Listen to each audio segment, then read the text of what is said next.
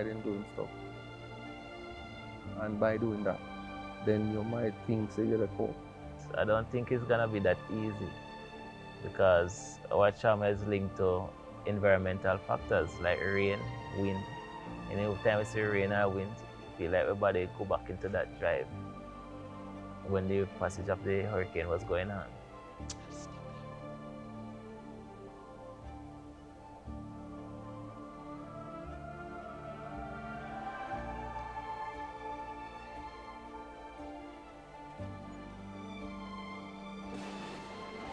Vision, and I'll be spearheading this operation. Currently, we are embarking on a major operation targeting gangs operating in the St. James space. It's our intention to continue our crime reduction efforts for 2026, continuing from 2025, as we had a record year, and we intend to further reduce the murder figures for St. James. So please treat every human being, even the criminals, they have their own rights. Please ensure that their rights are protected. If they choose to give up their rights, we have a duty and a responsibility to protect ourselves. We have sufficient legislation that speaks to self-defense.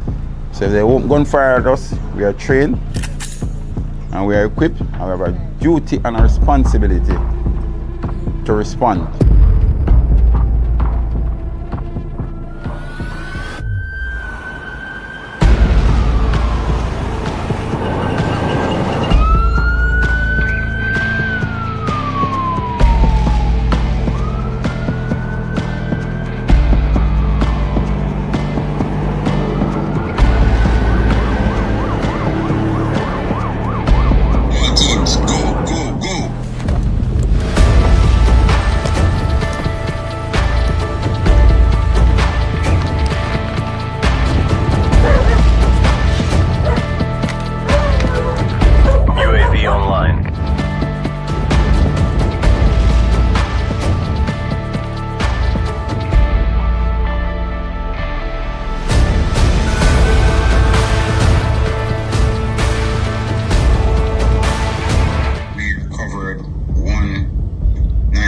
Semi-automatic pistol with 22 live 9mm cartridges. And in addition, we conducted a VCP outside of the first location, and we managed to seize 2 motorcycles, made 2 arrests, issue a number of tickets, and a number of vehicles were searched. So our presence was being felt effectively on the street whilst the operation was being conducted.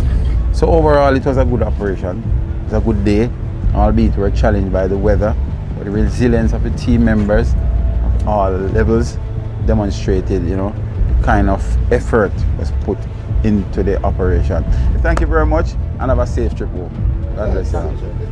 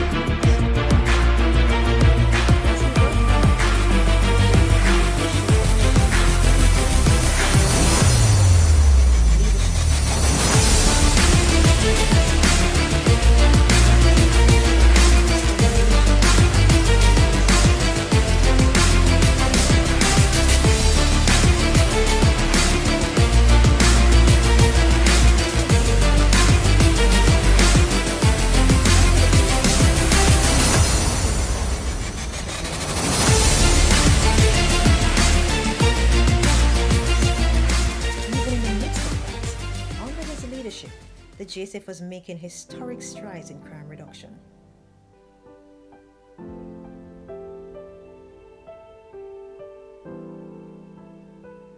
Dear Jamaica, let me remind you of These who figures you are are. not merely statistics.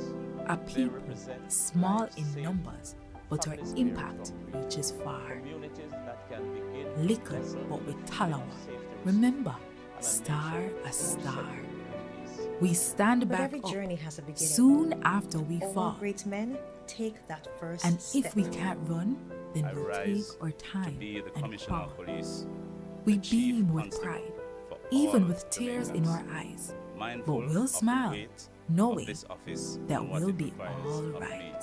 I am prepared If we can't do it all and at I'm ready once, to bring then we'll the best start of small. my intellect, my but at the training, end of my the day, personal we will discipline, get it done, and emotional despite it intelligence all. to lead No this Jamaica natural Constabulary disaster is force strong enough to to kill be our the spirit. next best edition Each of one itself. help. And so it was Kindness that on March has no 19th, 2024, We took an Dr. oath Kevin to Blake serve was formally and installed protect. as the So don't 31st think for Commissioner a of second Police. that we will By championing ever youth forget. activism, No mentorship, man is an and island, community-centered and no initiatives, man stands alone. he has helped to promote Let's the work JSF as an together organization to that is rebuild not only Jamaica, tuned or to the needs of the home. younger generation, but more so, committed to developing and sustaining solutions for their growth. His stepping into the role of patron of the luncheon ensures that it maintains its place as a channel through which to connect with families left behind. Across the calendar year, the Commissioner's engagements extended beyond police operations to meaningful observances that strengthen JSF's connection with its member stakeholders. Honoring mothers, celebrating fathers, uplifting women, empowering children, recognizing families, acknowledging achievements. In 2025, Dr. Blake delivered the inaugural JSF Mensa Lecture, a landmark moment that explored the evolving landscape of policing in a rapidly changing world and positioned the JSF as a modern law enforcement agency capably responsive to those developments. His presentation examined the intersection of people, quality, and technology, setting the intellectual foundation for the JSF's second staging of the highly successful 4-day people and technology expo. 2 years into his tenure, the work of transformation continues. And the progress is visible, impact tangible, in the people, in the systems, and in the renewed sense of purpose coast to coast. As the JSF continues its mission to protect and serve, our message remains strengthen our people, strengthen our bonds, and inevitably strengthen Jamaica.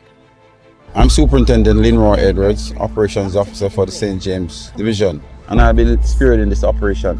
Currently, we are embarking on a major operation targeting gangs operating in the St. James space. So our intention to continue our crime reduction efforts for 2026, continuing from 2025, as we had a record here, and we intend to further reduce the murder figures for St. James. Please treat every human being, even the criminals, they have their own rights. Please ensure that their rights are protected. If they choose to give up their rights, we have a duty and a responsibility to protect ourselves. We have sufficient legislation that speaks to self-defense. So if they won't gunfire at us, we are trained and we are equipped, and we have a duty and a responsibility to respond. Sufficient legislation that speaks to self-defense. So if they won't gunfire at us, we are trained and we are equipped to respond.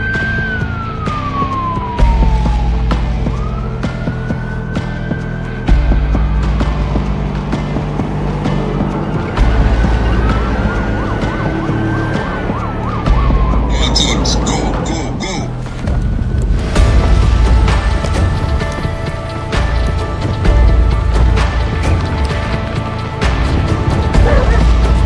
All teams, go, go, go.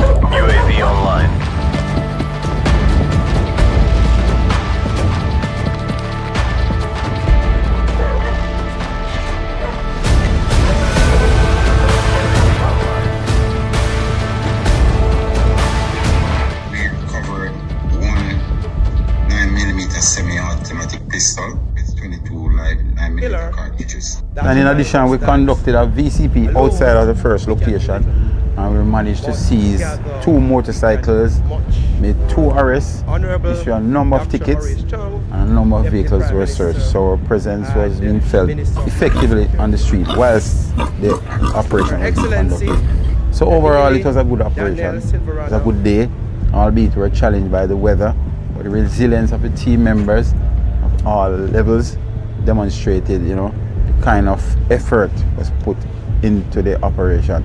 Thank you very much and have a safe trip home. God bless you.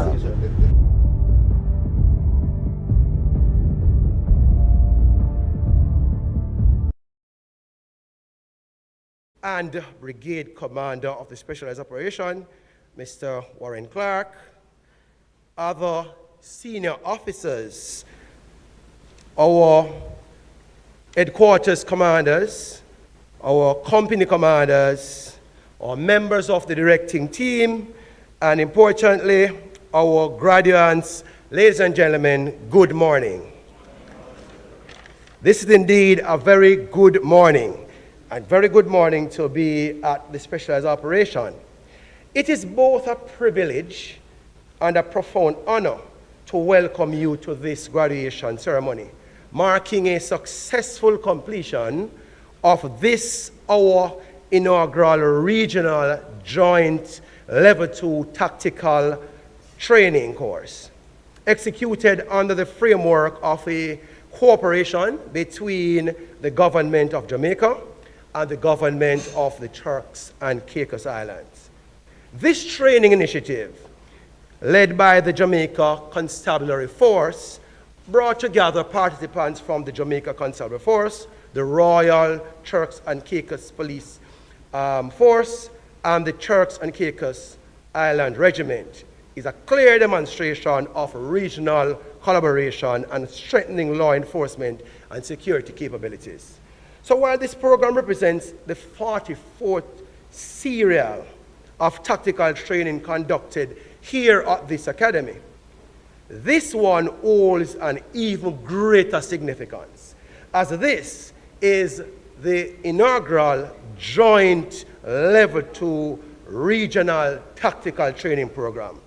This milestone makes a deliberate strategic elevation in our training architecture, one that moves beyond fundamental competencies to a more integrated, advanced, collaborative, and operational capability across participating forces.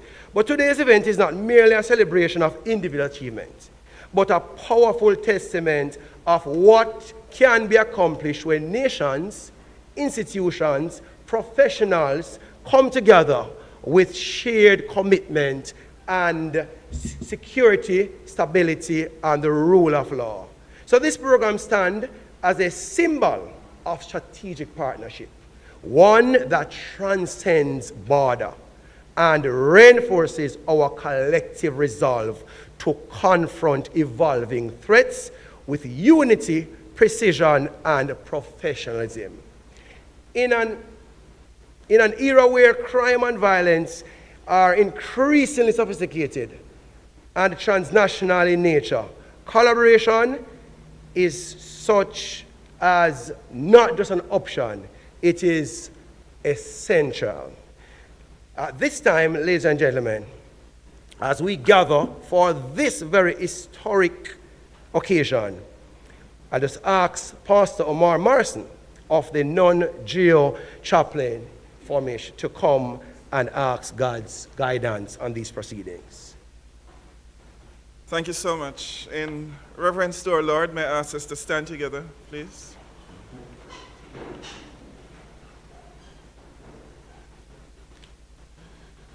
Let us pray.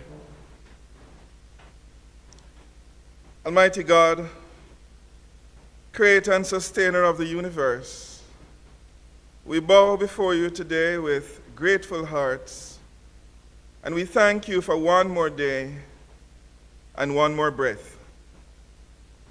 Gracious God, we come to you in humility, because we're aware that we often fail to live up to your righteous standards. Please forgive us for our sins and strengthen our commitment to obey you. In this season of Lent, please teach us how to deny ourselves that we might walk humbly with you in giving interest to the priority of your kingdom. Merciful Savior, at a time when there's so much hostility in our world and violence in our land, teach us how to be instruments of your peace, even as we pray for those who are hurting as victims of war and violence. Gracious God, thank you for this special graduation ceremony today. Thank you for helping each student to apply themselves to the rigor of the tactical training to which they were exposed. Thank you for the competence and professionalism of the instructors and the encouraging example of what can be accomplished when countries work together. Oh God, please grant your special blessings to all who graduate today.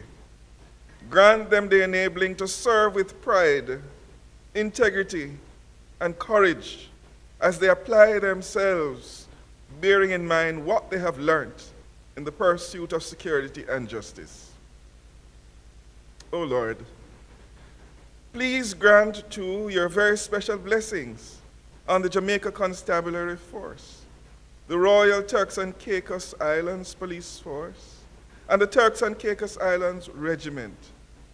Help these organizations to be resolute in their pursuit of justice and compassionate in the protection of human rights.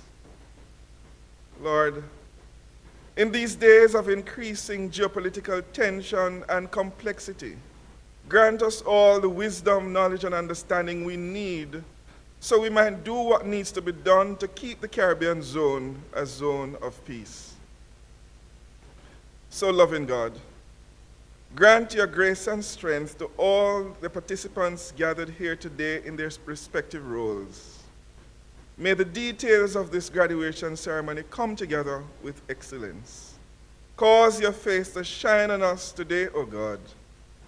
And may we always be thankful for the gift of each other and the sufficiency that comes from your empowering presence. Hear and answer our prayer. Today we pray, O Lord, for we pray with thanksgiving in the name of Jesus. Amen. Thank you, Pastor Morrison, for your prayer. At this time, the official welcome will be done by Superintendent Sheldon Gordon. The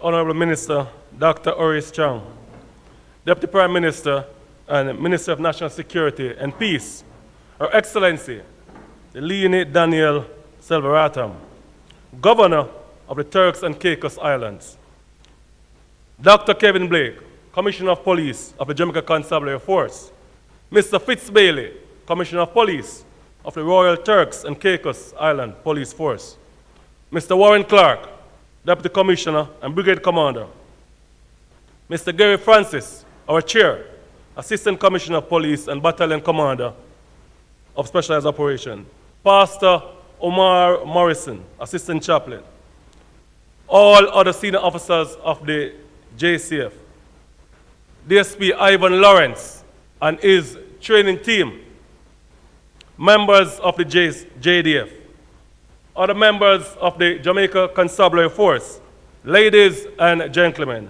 graduates, good morning. It is indeed an honor and a privilege to welcome you all to this closing out ceremony of our joint inaugural Level 2 Tactical Training course. Your presence here today reflects your unwavering commitment to safety, security, stability, and the promotion of peace within our communities and beyond our borders. We are deeply honored to host such esteemed leaders whose dedication, leadership, and service continue to inspire confidence and progress in law enforcement and governance. Your collective efforts play a pivotal role in fostering security, strengthening institutions, and building trust among the people we continue to serve. To the graduates, your perseverance and determination have brought you to this moment. You have not only acquired new skills, but you have also reinforced values of discipline, accountability, teamwork that will guide you in your execution of your duties on a daily basis. As we gather today, we look forward to meaningful dialogue, further collaboration, and the sharing of ideas that will further enhance our shared mission of peace and security. Once again, welcome. Thank you all for being part of this significant milestone. Thank you.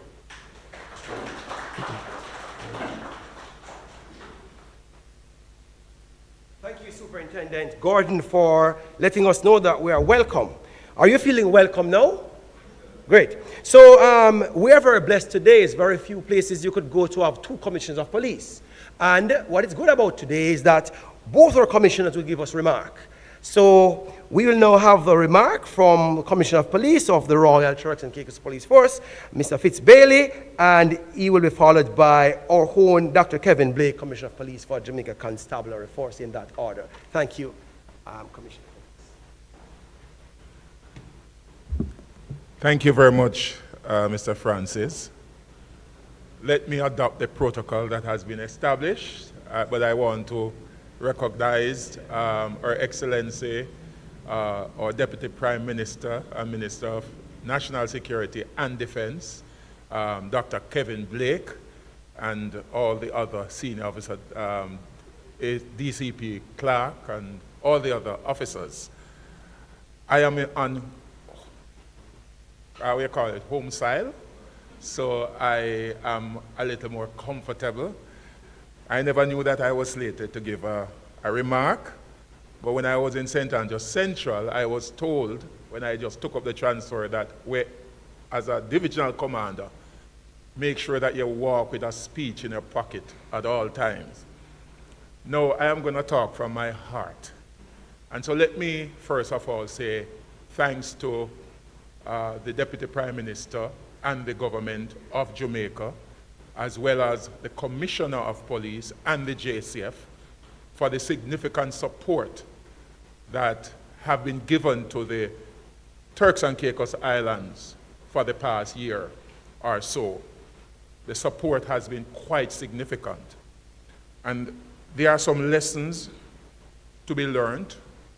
When I just took over as Commissioner of Police in TCI, I went to church and I was heading home, and I started to question myself, and I said, well, what am I doing here? Why am I in TCI?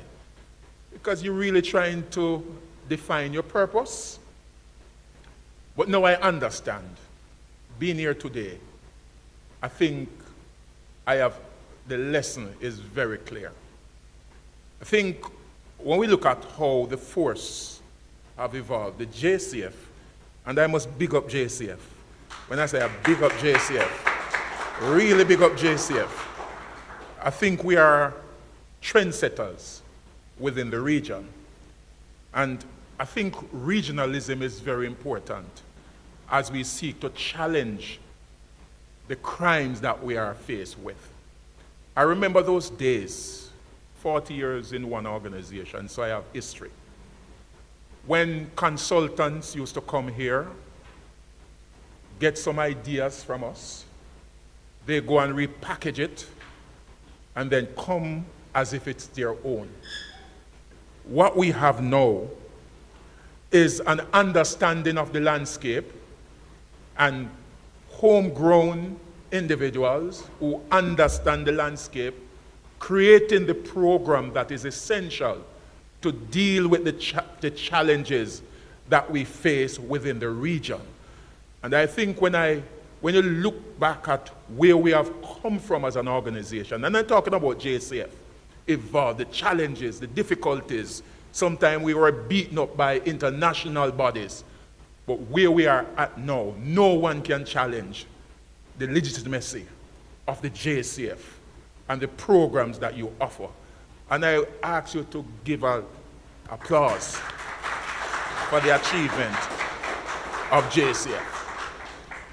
So today we celebrate more than us the successful completion of a training program in Jamaica. We mark our entry into a broader regional brotherhood of policing within CARICOM. The problem in Jamaica, the problem in TCI, and the problem right across the region are similar.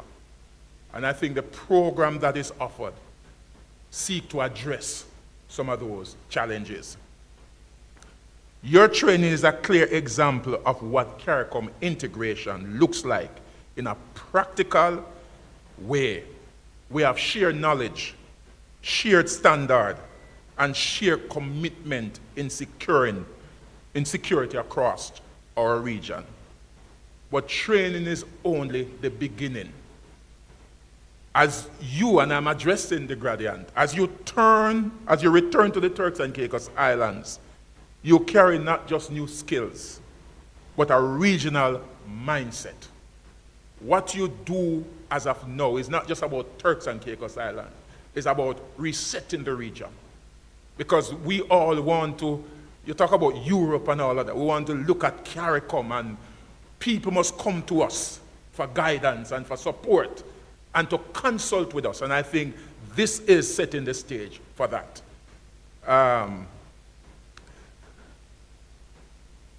You have trained alongside Caribbean counterparts, especially Jamaicans. You have learned common tactics and built relationships that must now translate into operational integration. When we look at CARICOM and what regionalism is about, and integration in policing, it means seamless cooperation across borders, intelligence sharing. We can look at the whole concept of transnational crime, organized crime, and what it means, and how do we jointly focus on those, mutual trust and professional respect among regions. And that is so important, professional respect. And I think you, as you return to TCI, you would have developed professional relationship, where you can consult with each other in difficult moments. So I'm just giving a remark, so let me close. The threat we face, organized crime, trafficking, human trafficking, and violence do not respect borders. Therefore, our response must also transcend borders. One of our major criminals in TCI used to move from TCI to Jamaica to Haiti. And so it shows the type of challenges that we face. So this type of relationship is critical if we are going to deal with the issue of transnational crime. So again, I want to say congratulations to the team. I am expecting great results when you return to TCI. I wrote something just recently to one of our officers, or to the training officer, and I said to them, the objective of the tactical training is to create mental and physical toughness, because they wanted 1 week of time off for the team. And I said, no, you're not going to get it. That's why you're trainers, tactical officers. Your mindset and must be changed, your physical, and so you're going back, we're giving you 2 days, and after 2 days, you will be back at work. So congratulations to you, congratulations to the team. Thank you, presenters, and thank you for molding these men and women.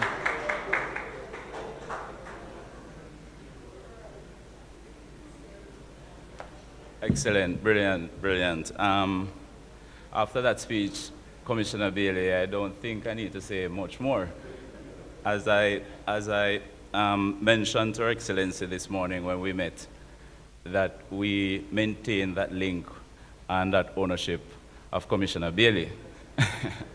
I think some of the things that you have mentioned really touched on what I'm going to speak about, and it touched on at a session with them on Monday. It's about the importance of regional cooperation, the importance of not seeing any one institution or any one country as a silo, especially in an environment when crime and criminal networks are collaborating, just as you've mentioned, and things. So nothing remains siloed. There's no crime now in this day and age that is not transnational. Everything is transnational. Even things that used to be localized, like gangs. There were times when gangs used to be docile within certain communities. Now we have gangs spanning across several nations, MS-13, etc. You have local gangs in Jamaica that are establishing networks across the Caribbean. And so, the saying goes, divide and conquer. If you unite, you will conquer. And so it's very important. Thanks again, Mr. Bailey. I could sit down and listen to you speak much longer. And I was just sitting down and said, is this what 40 years of service looks like? With so much energy. And I remind myself that I have to be careful because we're in recruitment mode. And I know Her Excellency. And so we're recruiting. But again, I want to adopt the protocol because this graduation so far has been run so efficiently. ACP Francis, I don't want to spoil it, but it would be remiss of me not to recognize our own Deputy Prime Minister, Dr. Horace Chang, and Minister of National Security and Peace. Also, Her Excellency. I think I earn the privilege of welcoming you on behalf of the entire Jamaica and the Jamaica Constabulary Force to our beautiful island. And we're happy that you could make it. And Gradians, so important is this, that your governor, in our busy schedule, is here with you today. Very significant. And so I want to say thanks to you, Her Excellency, Mrs. Liline Daniel Salvaratnam,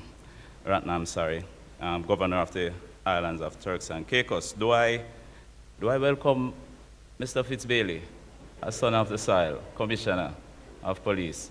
Welcome, sir, to your home. How can I not, even though we're adopting protocol, how can I not recognize our esteemed and erudite Deputy Commissioner, Warren Clark, the man who is the brain behind everything you see here at this facility, transforming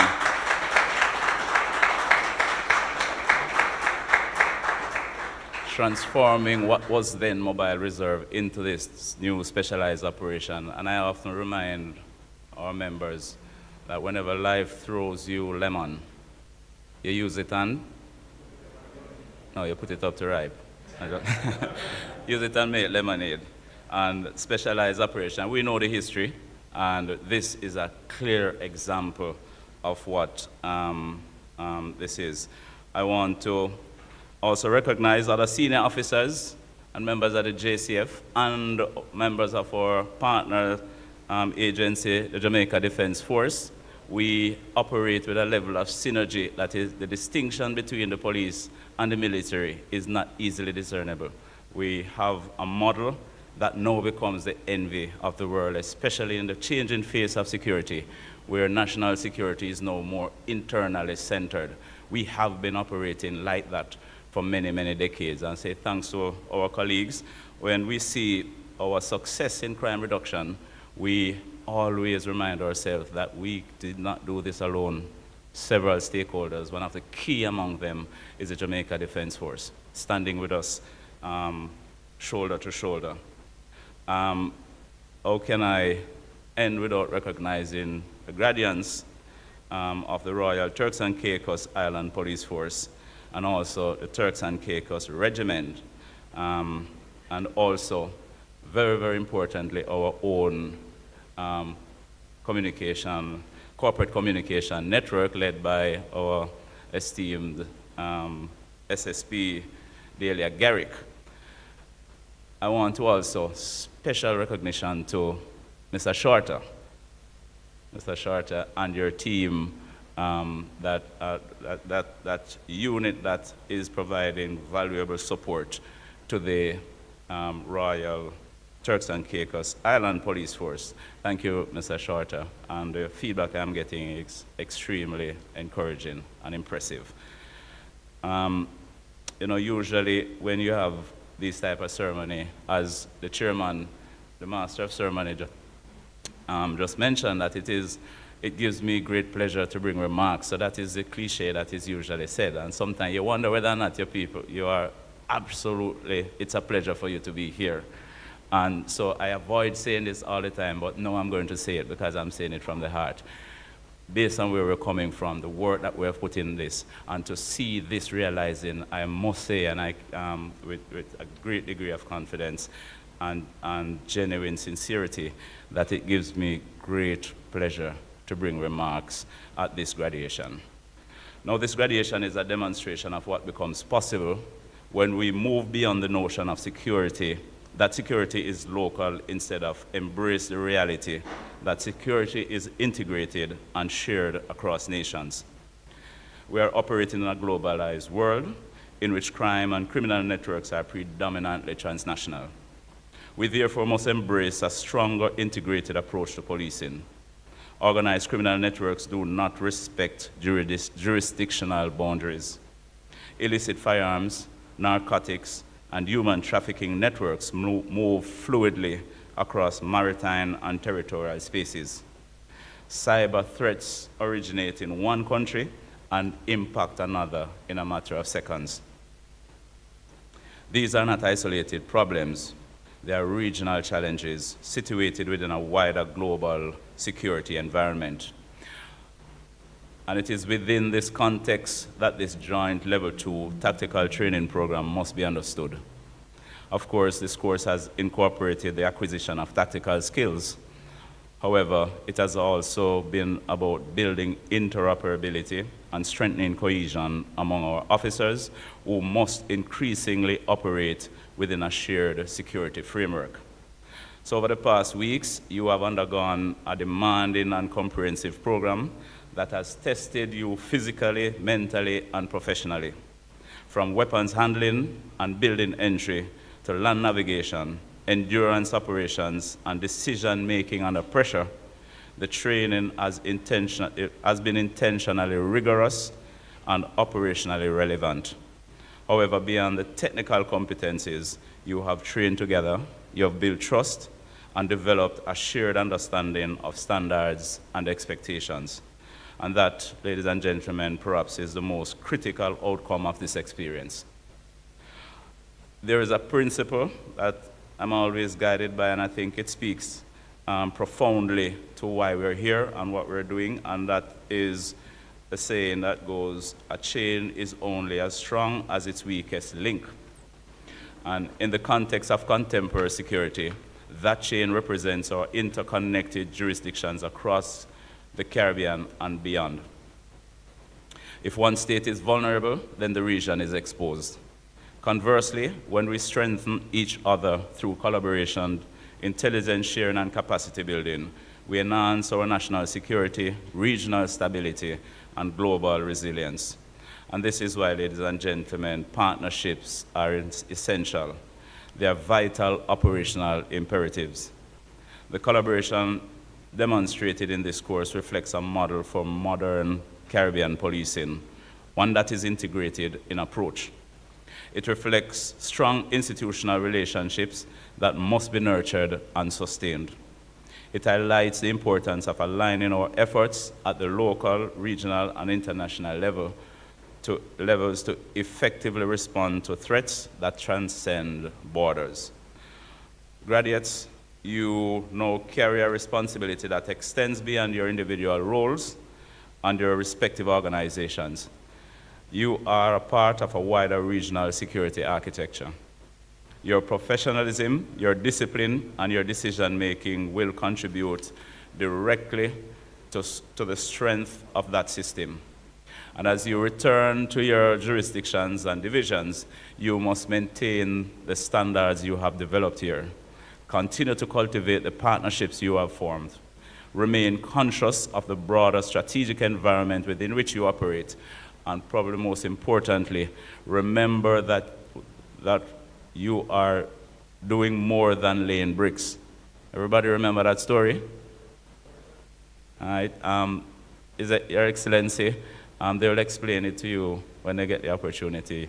You're doing more than laying bricks. You are actually a part of building that cathedral.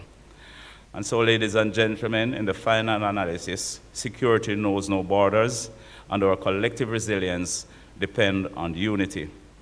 The work you have undertaken here represents a meaningful step towards strengthening that unity and advancing the safety and security of our region. Graduates, I congratulate you on your achievement and encourage you to continue to serve with professionalism and a strong commitment to the security of our nations. Thank you.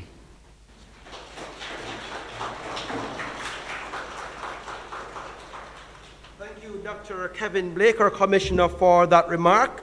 Could you just show that that remark really resonates somewhere by demonstrating a better round of applause for that? Thank you, Dr. Blake. Thank you, thank you. This partnership between Jamaica and the Turks and Caicos Islands reflects shared vision, grounded in mutual respect, operational excellence, and a commitment to build safer communities across the region. And through this initiative, we have strengthened our interoperability, deepened our professional trust, and enhanced our collective readiness to respond to modern challenges.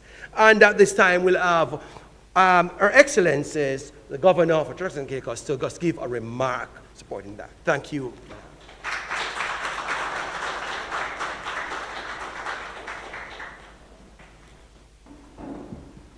Good morning. Adopting the protocols so ably established by ACP Francis, I would like to recognise particularly the Deputy Prime Minister and Minister of National Security and Peace, Dr. Horace Chang, Commissioner Blake, Commissioner Bailey, Deputy Commissioner Clark, senior officers, members of the JDF who join us here today, and of course our wonderful and very, I'm sure, exhausted but enthused graduates who join us today. We are very proud of you and all that you have achieved, and it truly is an honour to stand with you today as we celebrate the successful completion of your tactical programme.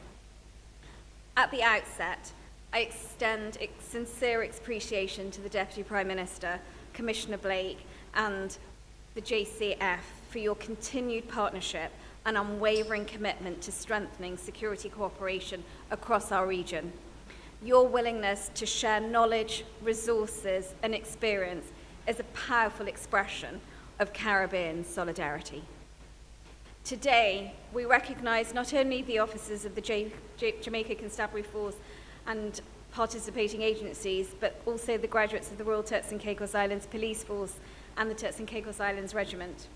You have trained together, learned from one another, and forged bonds that reflect the very best of regional cooperation. Each of you represents the next generation of the operational leadership, future commanders, decision makers, and guardians of public trust. Over the past few weeks, you have undergone demanding physical conditioning, advanced tactical training, and rigorous professional development, all designed to prepare you for the complexities of modern security operations. This is more than a personal achievement. It is a collective investment in the safety of our nations and the stability of our region. Service in policing and defence is, at its core, an act of profound civic responsibility. It calls for courage, discipline, and unwavering commitment to the well-being of others. Those who choose this path accept both the burden of duty and the privilege of defending the principles that anchor our democratic societies, the rule of law, the protection of communities, and the preservation of public confidence. Sir Robert Peel observed that the test of police efficiency is the absence of crime and disorder, not the visible evidence of police action in dealing with them. It is a standard that speaks to professionalism, restraint, and legitimacy, qualities that define effective policing in any modern society. Across the Caribbean, our security challenges continue to evolve. As the commissioners have said, organised crime, illegal trafficking, irregular migration, and maritime threats demand responses that are agile, coordinated, and grounded in partnership. These threats do not respect borders, and so our collective security must be built on shared effort, shared strategy, and shared resolve. This training programme stands as a model of that cooperation. By learning side by side, you have strengthened interoperability, expanded professional networks, and developed the trust essential for effective joint operations. In doing so, you contribute not only to the defence of your individual nations, but to the security of the region. Graduates, as you step into the next phase of your careers, you do so equipped with new skills, deeper resilience, and a renewed sense of mission.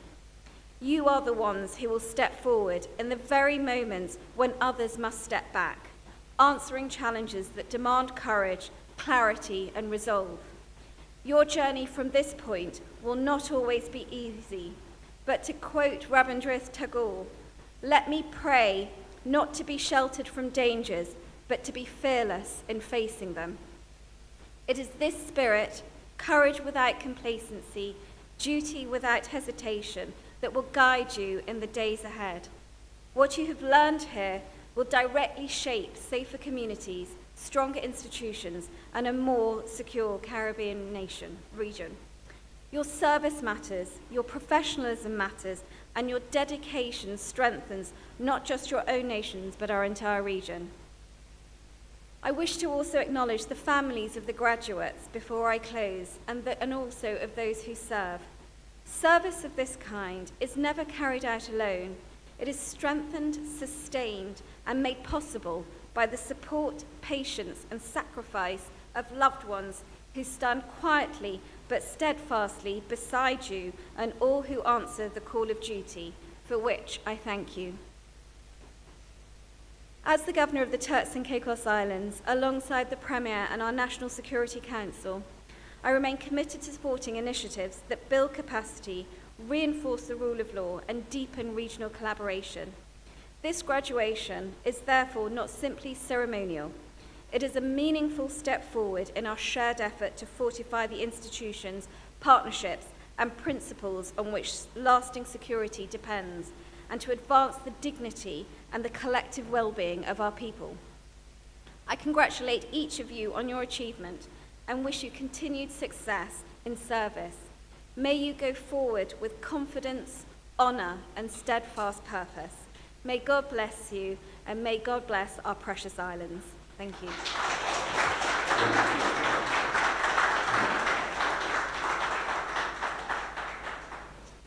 Thank you, Your Excellencies. Very good charge that is. It was Winston Churchill that reminded us that the price for greatness is responsibility. About 20 days ago for us, for the graduates, they may say it's 20 weeks, how they feel about this. A group of men and women gather from different backgrounds to train to be greater. In order to tell us a little bit more about that, about the course reflection, that is about the overview for the course, what did they do, is Miss Keisha Scott. She's Superintendent of Police, responsible for Alpha Company, and she will do this in both audio and visual. Make her welcome.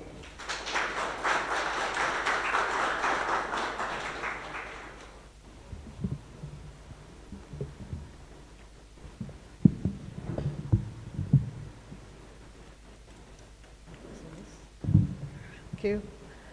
Mr. Master of Ceremonies, the Honorable Dr. Horace Chan, Deputy Prime Minister, Minister of National Security and Peace, Her Excellency Deline Daniel Selvaratnam, Governor of the Royal Turks and Caicos Police, Dr. Kevin Blake, Commissioner of Police, Jamaica Constabulary Force, Mr. Fitzbailey, Commissioner, Royal Turks and Caicos Islands Police Force, Mr. Warren Clark, Deputy Commissioner of Police and our Brigade Commander here at Specialized Operations, Mr. Gary Francis, Assistant Commissioner of Police and our Battalion Commander, Specialized Operations, members of our Jamaica Defense Force present here, other senior officers of the Jamaica Constabulary Force, our directing staff here at the Tactical Academy, and other members of the Constabulary Force, invited guests, and most importantly, our graduates of Serial 44 Joint Level 2 Tactical Training Course. Good morning. In his book entitled Personnel Management, Mr. G.A. Cold emphasized that training is any learning activity which is directed towards the acquisition of specific skills, competencies, and knowledge for the purpose of any occupation or task. I'm pleased to have the responsibility of giving this course overview today. And Serial 44 of the Level 2 Tactical Course, joint with the Royal Turks and Caicos Islands Police Force, the Turks and Caicos Island Regiment, and the Jamaica Constabulary Force, held between March 2nd and 2026. On Friday, February 27th, and Saturday, February 28th of 2026, Specialized Operations was pleased to receive a 20-member contingent from the Royal Turks and Caicos Islands Police Force and the Turks and Caicos Islands Regiment to be part of this course. These members were joined by 12 members of the Jamaica Constabulary Force, making this a total of 32 members participating in the course. However, one member fell ill whilst on the course and he was unable to finish. The training of these 31 members took on a holistic approach, and it involved exposing the participants to physically and mentally challenging situations, which were geared at preparing them for the most extreme conditions and high-pressure situations that they may encounter on a day-to-day basis. The participants were also equipped with the tactical skills and knowledge to safely treat with all high-risk situations. We also endeavored to create a balance in our training, as this was fostered by enhancing their experience through planned social events and also public speaking sessions. And during their tenure here at the Tactical Academy, the participants were encouraged to work as a team and not as individual competitors. Efforts were also made to create an environment that was conducive to their learning, and to foster this learning, our participants were divided into three groups, or three sections as we call them. They were also engaged in several group activities. These activities included team building scenarios and tactical maneuvers to test how well they were bonding. The curriculum of the Level 2 Tactical course was a comprehensive and structured one, and it effectively combined theory, practical skills, and realistic endurance challenges. Topics covered during this course included the doctrine of specialized operations, communication and public speaking, the use of force policy, operational management and control, intelligence management, field first aid assistance, land navigation, vehicle interdiction and checkpoints, range activities and Green Bay exposures, and the final exercise, the endurance test. And as we look at these courses, the first course, the Doctrine of Specialized Operations, on their first day, included the mission statement and strategic priorities of the Jamaica Constabulary Force, the mission and vision of specialized operations, and the battalion commander's intent. And the doctrine was continually reinforced through scenario-based exercises aimed at helping the participants to translate this information into actionable tactics. Effective communication training emphasized clarity, brevity, and the use of radio command protocols, while public speaking sessions included individual 10-minute presentations where members were assisted in improving their confidence and briefing skills. We found that the trainees were better able to present operational plans and to conduct debriefs under pressure after preparing them in this regard. The use of force policy module was thorough and legally grounded. Participants analyzed and appreciated case studies and participated in role plays aimed at aiding their understanding of proportionality, escalation and de-escalation techniques, and also documentation requirements.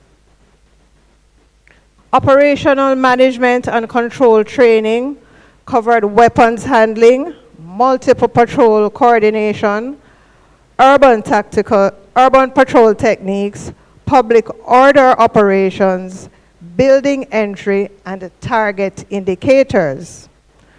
Our intelligence management instruction was aimed at differentiating between information and intelligence. It also effectively linked collection, analysis, and dissemination to operational planning. The participants were also exposed to practical exercises which demonstrated how the value of timely and actionable intelligence is critical for mission success. As we continue, first aid was hands-on and covered trauma care, casualty stabilization, and evacuation priorities. Participants were also presented with realistic moulage and casualty scenarios, which aided in improving their confidence in caring for injured team members, all of this under operational constraints. Their land navigation training combined map, compass, and GPS techniques with terrain analysis. They were also exposed to exercises that were realistic and geared towards improving route planning, pacing, and team navigation, also under stress. And as we continue, vehicle interdiction and checkpoint operations emphasize the importance of safety and also conducting threat assessments. Participants were also exposed to a practical exercise of this training where they participated in vehicle stop drills, which allowed them to improve their command presence and procedural consistency. Participants were also exposed, as we noted, to extensive range activities at our Green Bay facility.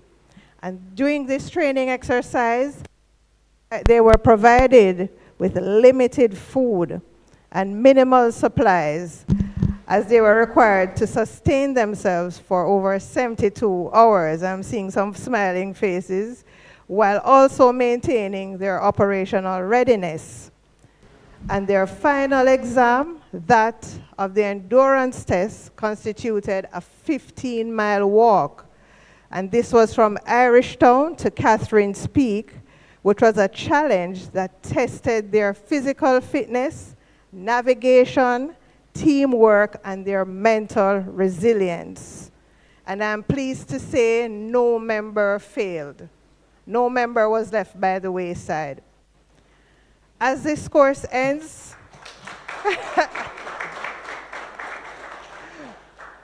Yes, we're very proud of you. As this course ends, graduates, the charge of the Tactical Academy to you is to know that the people of Jamaica, the Caribbean, and the world are depending on you to give the highest level of service that is representative of this training.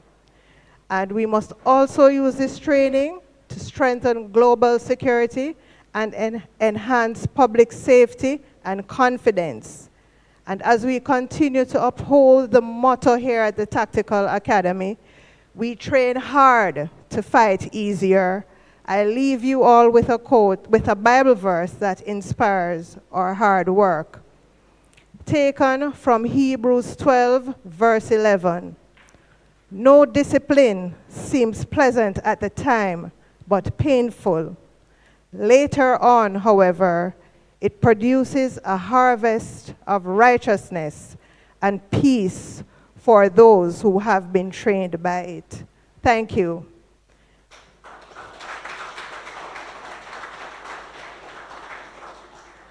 Please join us in a journey, a short journey, compiled by our Constabulary Communications Network. Thank you. In a video. In an increasingly complex security environment, law enforcement must evolve, adapt, and collaborate.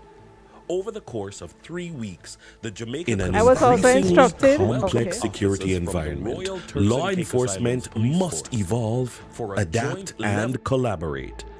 Over the course of 3 weeks, the Jamaica Constabulary Force welcomed officers from the Royal Turks and Caicos Islands Police Force for a joint Level 2 tactical training program.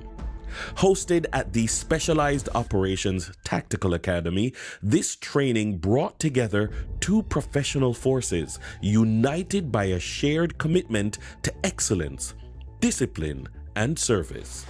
Their objective was clear: to strengthen operational readiness, refine tactical capabilities, and deepen regional cooperation in the fight against crime.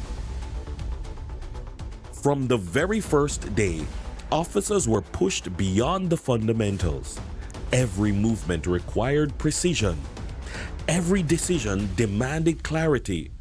Through a series of structured exercises, officers trained in close quarters battle, team coordination, and high-risk operational response. Under the guidance of experienced instructors, they were challenged, corrected, and refined. But beyond tactics, this program was about integration. Jamaican and Turks and Caicos officers trained side by side, learning each other's strengths, aligning their approaches, and building trust. Because in modern policing, collaboration is not optional, it is essential. As the training progressed, officers were introduced to realistic operational scenarios designed to test not only their skills, but their judgment under pressure. In these moments, communication became critical, discipline became non-negotiable, and teamwork became the difference between success and failure. Each scenario reinforced a simple but vital principle: preparedness saves lives. At the end of 3 weeks, what emerged was more than improved tactical capability. It was a strengthened partnership, a shared standard of excellence, and a unified approach to regional security. These officers returned to their respective duties better prepared, more capable, and ready to serve. Stronger training, stronger partnerships, a safer Caribbean. This is the future of policing.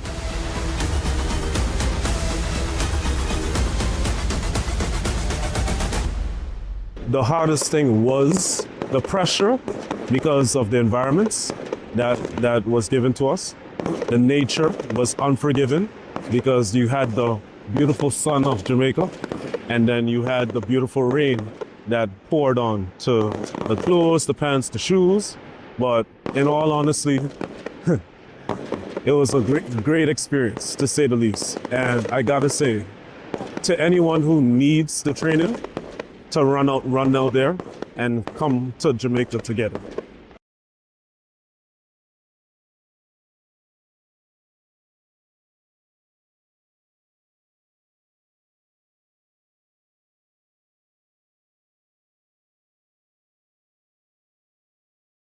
I'm Superintendent Leroy Edwards, Operations Officer for the St. James Division.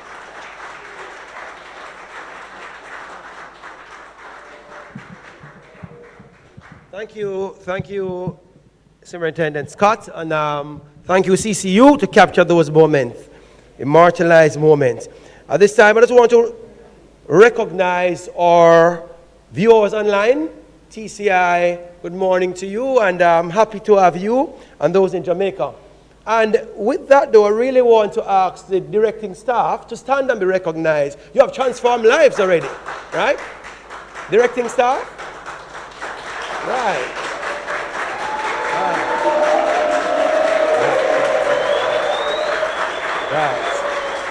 Thank you, thank you.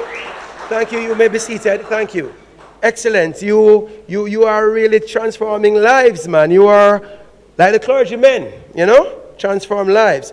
So at this time, we have heard from the administrative arm and so forth. We want to hear the perspective from the graduates. How was it for them? And to tell us about this is Corporal Randy Rigby from TCI, and we have Constable Renardo Mowat from the JCF. Make them welcome.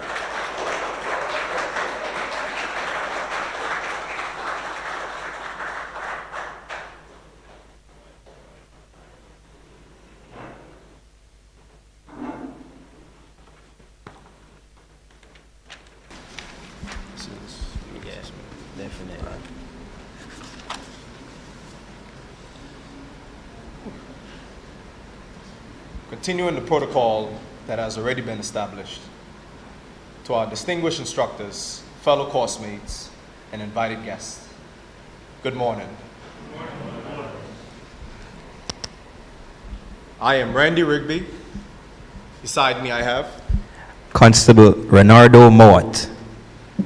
If you had told me at the start of this special operations course that I would be here standing today, I would have smiled, nodded respectfully, and taken one look at that schedule and quietly reconsider all of my life choices. because that schedule wasn't just a plan. It was a formal declaration of war. From day one, we have learned quickly that physical training was not just simply an activity, it was a lifestyle.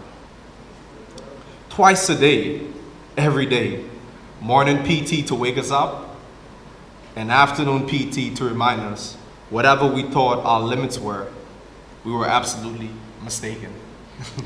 Week 1 introduced us properly. 4:30 a.m. muster parade. While the rest of the world was asleep, we were already formed up on parade, questioning our life choices. Then straight into physical training, classes, drills, more physical training, and somehow we were expected to absorb all the information like well-rested professionals. And then there was the bongi. Whenever you heard the bongi, that was our cue to drop what we were doing and fall in at the assembly area within 3 minutes. Running to make the bongi became an Olympic sport, right? Yeah, man. Especially when you were in the shower, because nothing builds speed like realizing you had 10 seconds to choose between hygiene and survival. Many of us chose survival. And it showed.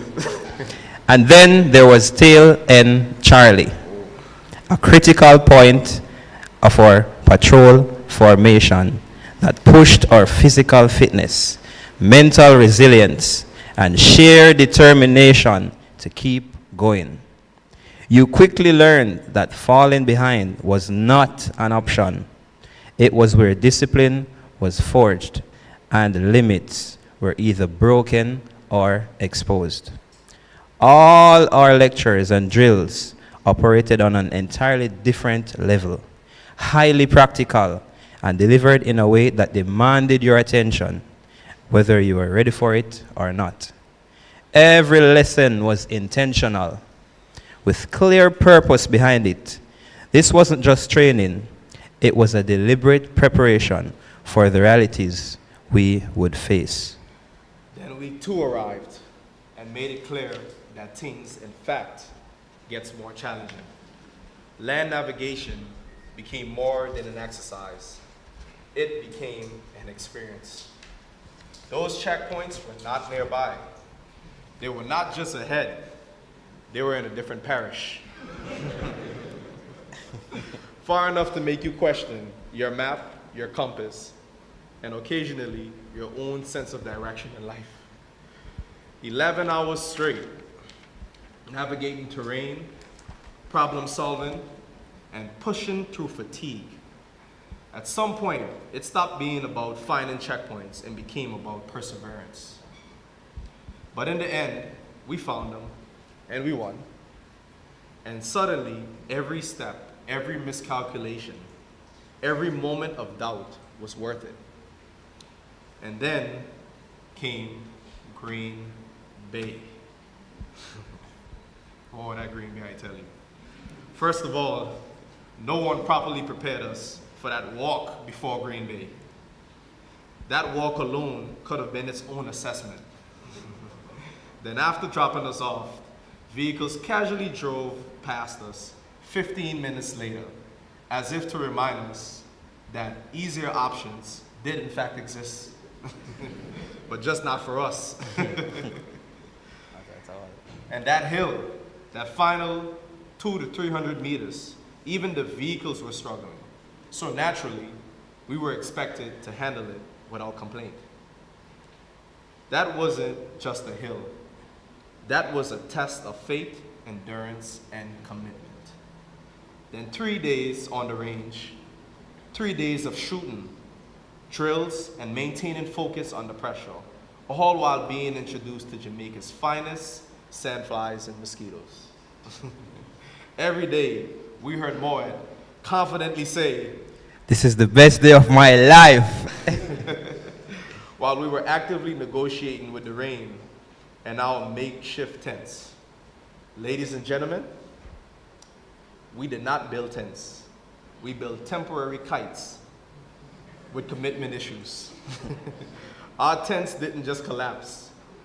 They decided to relocate without telling us. And just when I thought Till and Charlie was hard, doing it in the rain with high winds and live ammunition gets even worse. And just when we thought we had reached the end, we had to make our way back up that same hill. I'll be honest, at one point I saw a light, and I'm still not entirely sure what it was. The sun or something else encouraging me to keep pushing forward. And somewhere in all of that, Constable Aldo, halfway through the trail, realized that he left his kit. That moment required no explanation. We all understood. That's the kind of situation that builds character, whether you want it or not. Then came week 3, the final stretch, or as I call it, finish them. BFST, the Battle Fitness Standard Test. Even the warm-ups felt like the actual assessment. You begin the warm-up and immediately realize, this is not preparation. This is already the test. Yeah. But as challenging as it was also one of the highlights of the course. The 15-mile hike to St. Catherine's Peak felt like signing up for a peaceful nature walk, but accidentally entering into a leg day competition. At the start, everything seemed calm and inviting. The cool breeze, the greenery, the quiet sounds of nature. But very quickly, the trail revealed its true personality. The steep inclines, the uneven paths, had us questioning our life choices. And our legs felt like they were filing complaints with every step. What once felt impossible now felt manageable. What once broke us now strengthened us. And that is the true measure of growth. Throughout this entire journey, we were guided professionally and consistently by an outstanding team of instructors. Deputy Superintendent Ivan Lawrence,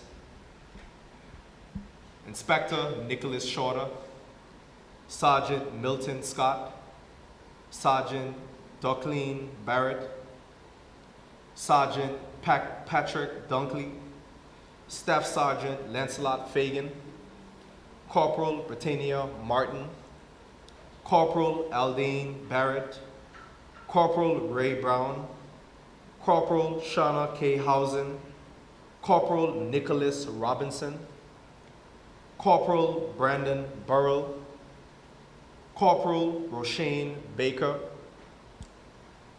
Corporal Chanel Brooks, Constable Nathaniel Layton, Constable Rashawn Craig, Constable Romaine Davis, Constable Shar Simpson, Constable O'Brien Brumfield, Constable Michael Ricketts, Constable Michael Hill, Constable Lorenzo Carter, Constable Amoy Brown, Constable Aldane Ewan, Constable Adrian Nelson, Constable Javon Shagan, Constable Lamont Jennis. Each of you brought discipline, experience, and a standard of excellence that challenged us daily. You pushed us beyond what we thought our limits, and even when we felt we had nothing left to give, you showed us that we did. And to my fellow course mates, these schedules, every activity, every time block, and every demand placed on us, they didn't show the real story. These schedules didn't show the beautiful moments in between. The quiet encouragement when someone was running on empty. The shared looks that said, "This is tough, man, but we're going to get through it." And they definitely didn't show the humor, the kind that only appeared when you were exhausted, stressed, and somehow still able to laugh.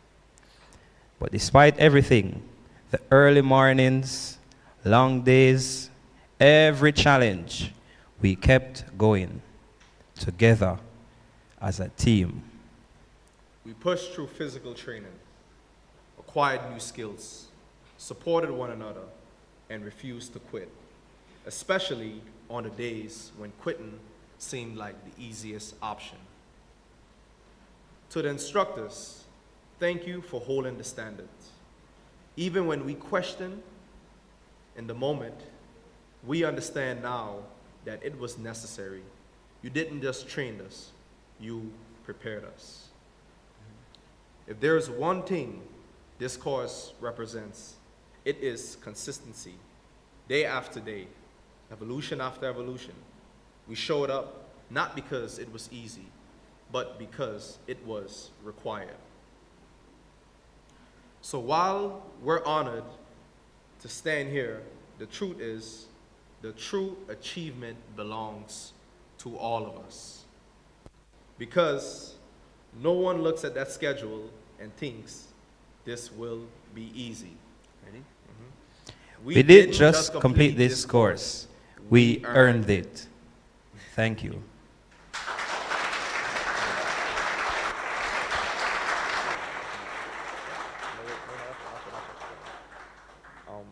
Just one more thing before we before we go back to our seats, I'd like to call up all of our instructors because we have a special gift. You know, we're Serial 44, and we're trying to be the best serial. Well, we are the best serial, right? Yes. We are the best serial. You know, and Miss Stewart, Constable Stewart, she's going to be the one to present our tokens, our little gifts that we came together and made for you instructors. All protocols observed. Persons, could you stand, please? DSB Lawrence, could you come this way for me, please, sir?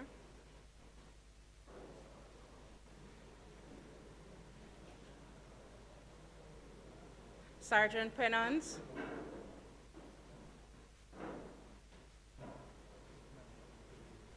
Yes, sir. Next in line, we have Inspector Shorter.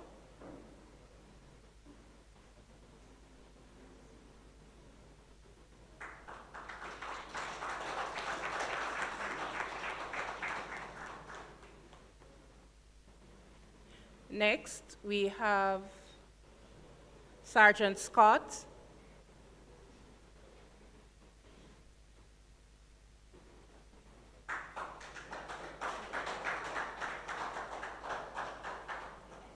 Sergeant Duquesne Barrett.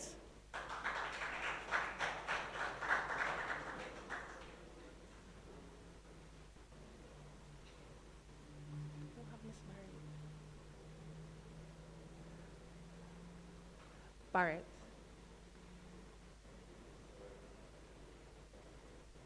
Otley, Sergeant Barrett.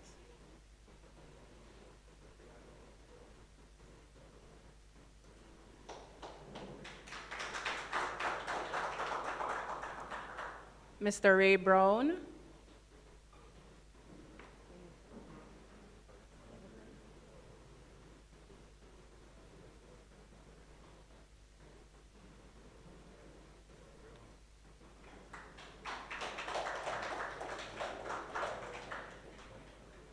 Sergeant Dunkley.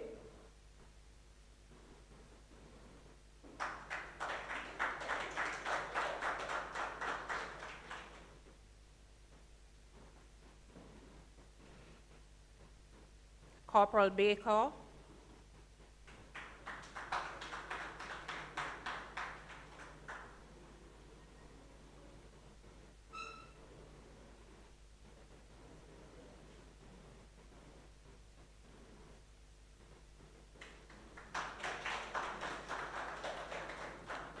Miss Davis.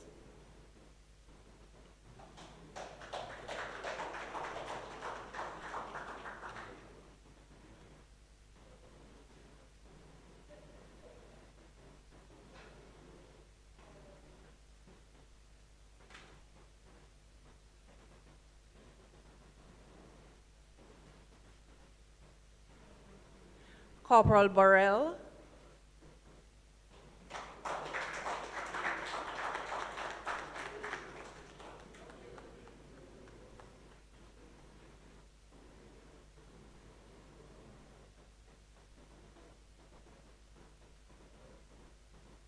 Corporal Robinson.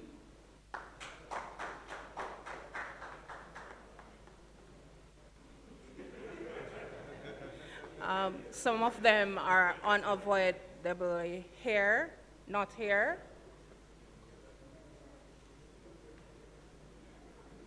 Mr. Ricketts.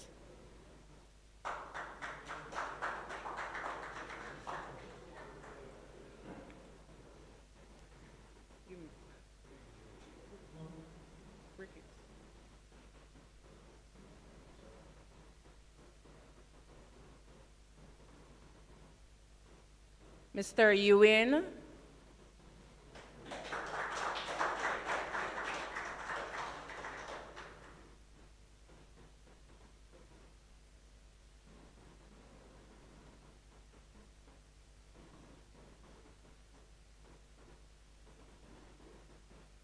Mr. Nelson.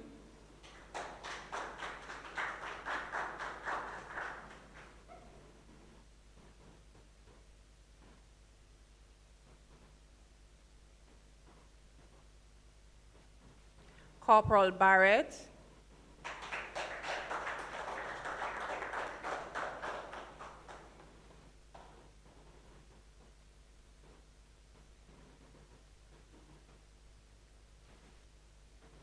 Constable Brown, somebody represent.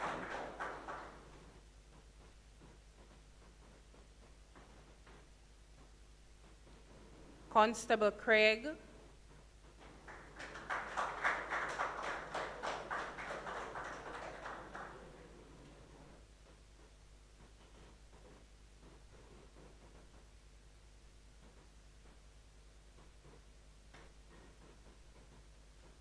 Constable Davis,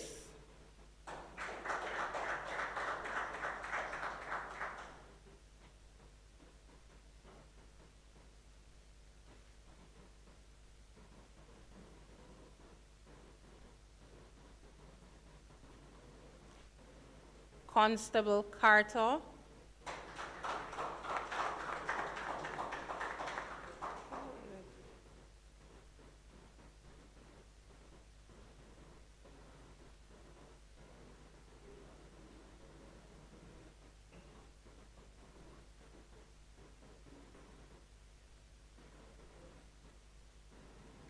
Constable Broomfield,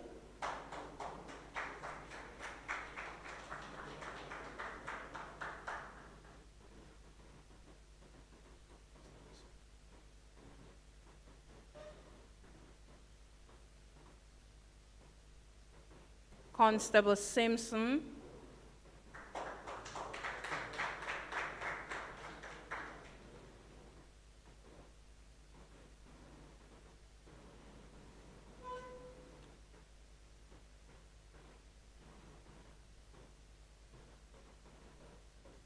Constable Jagon,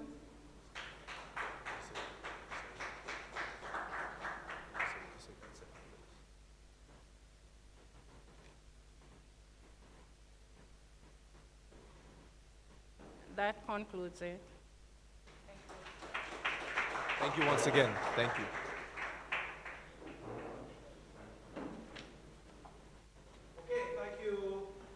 For your reflection and your gratitude gift. As we progress along the agenda, of course, this course is really and truly the embryo of this course begin in the minds of our next speaker. And of course, that makes it easily to say that he's the father of this course. And at this time, we introduce our keynote speaker, the Honorable Horace Chung, to Deputy Prime Minister, to the lectern. Thank you, sir.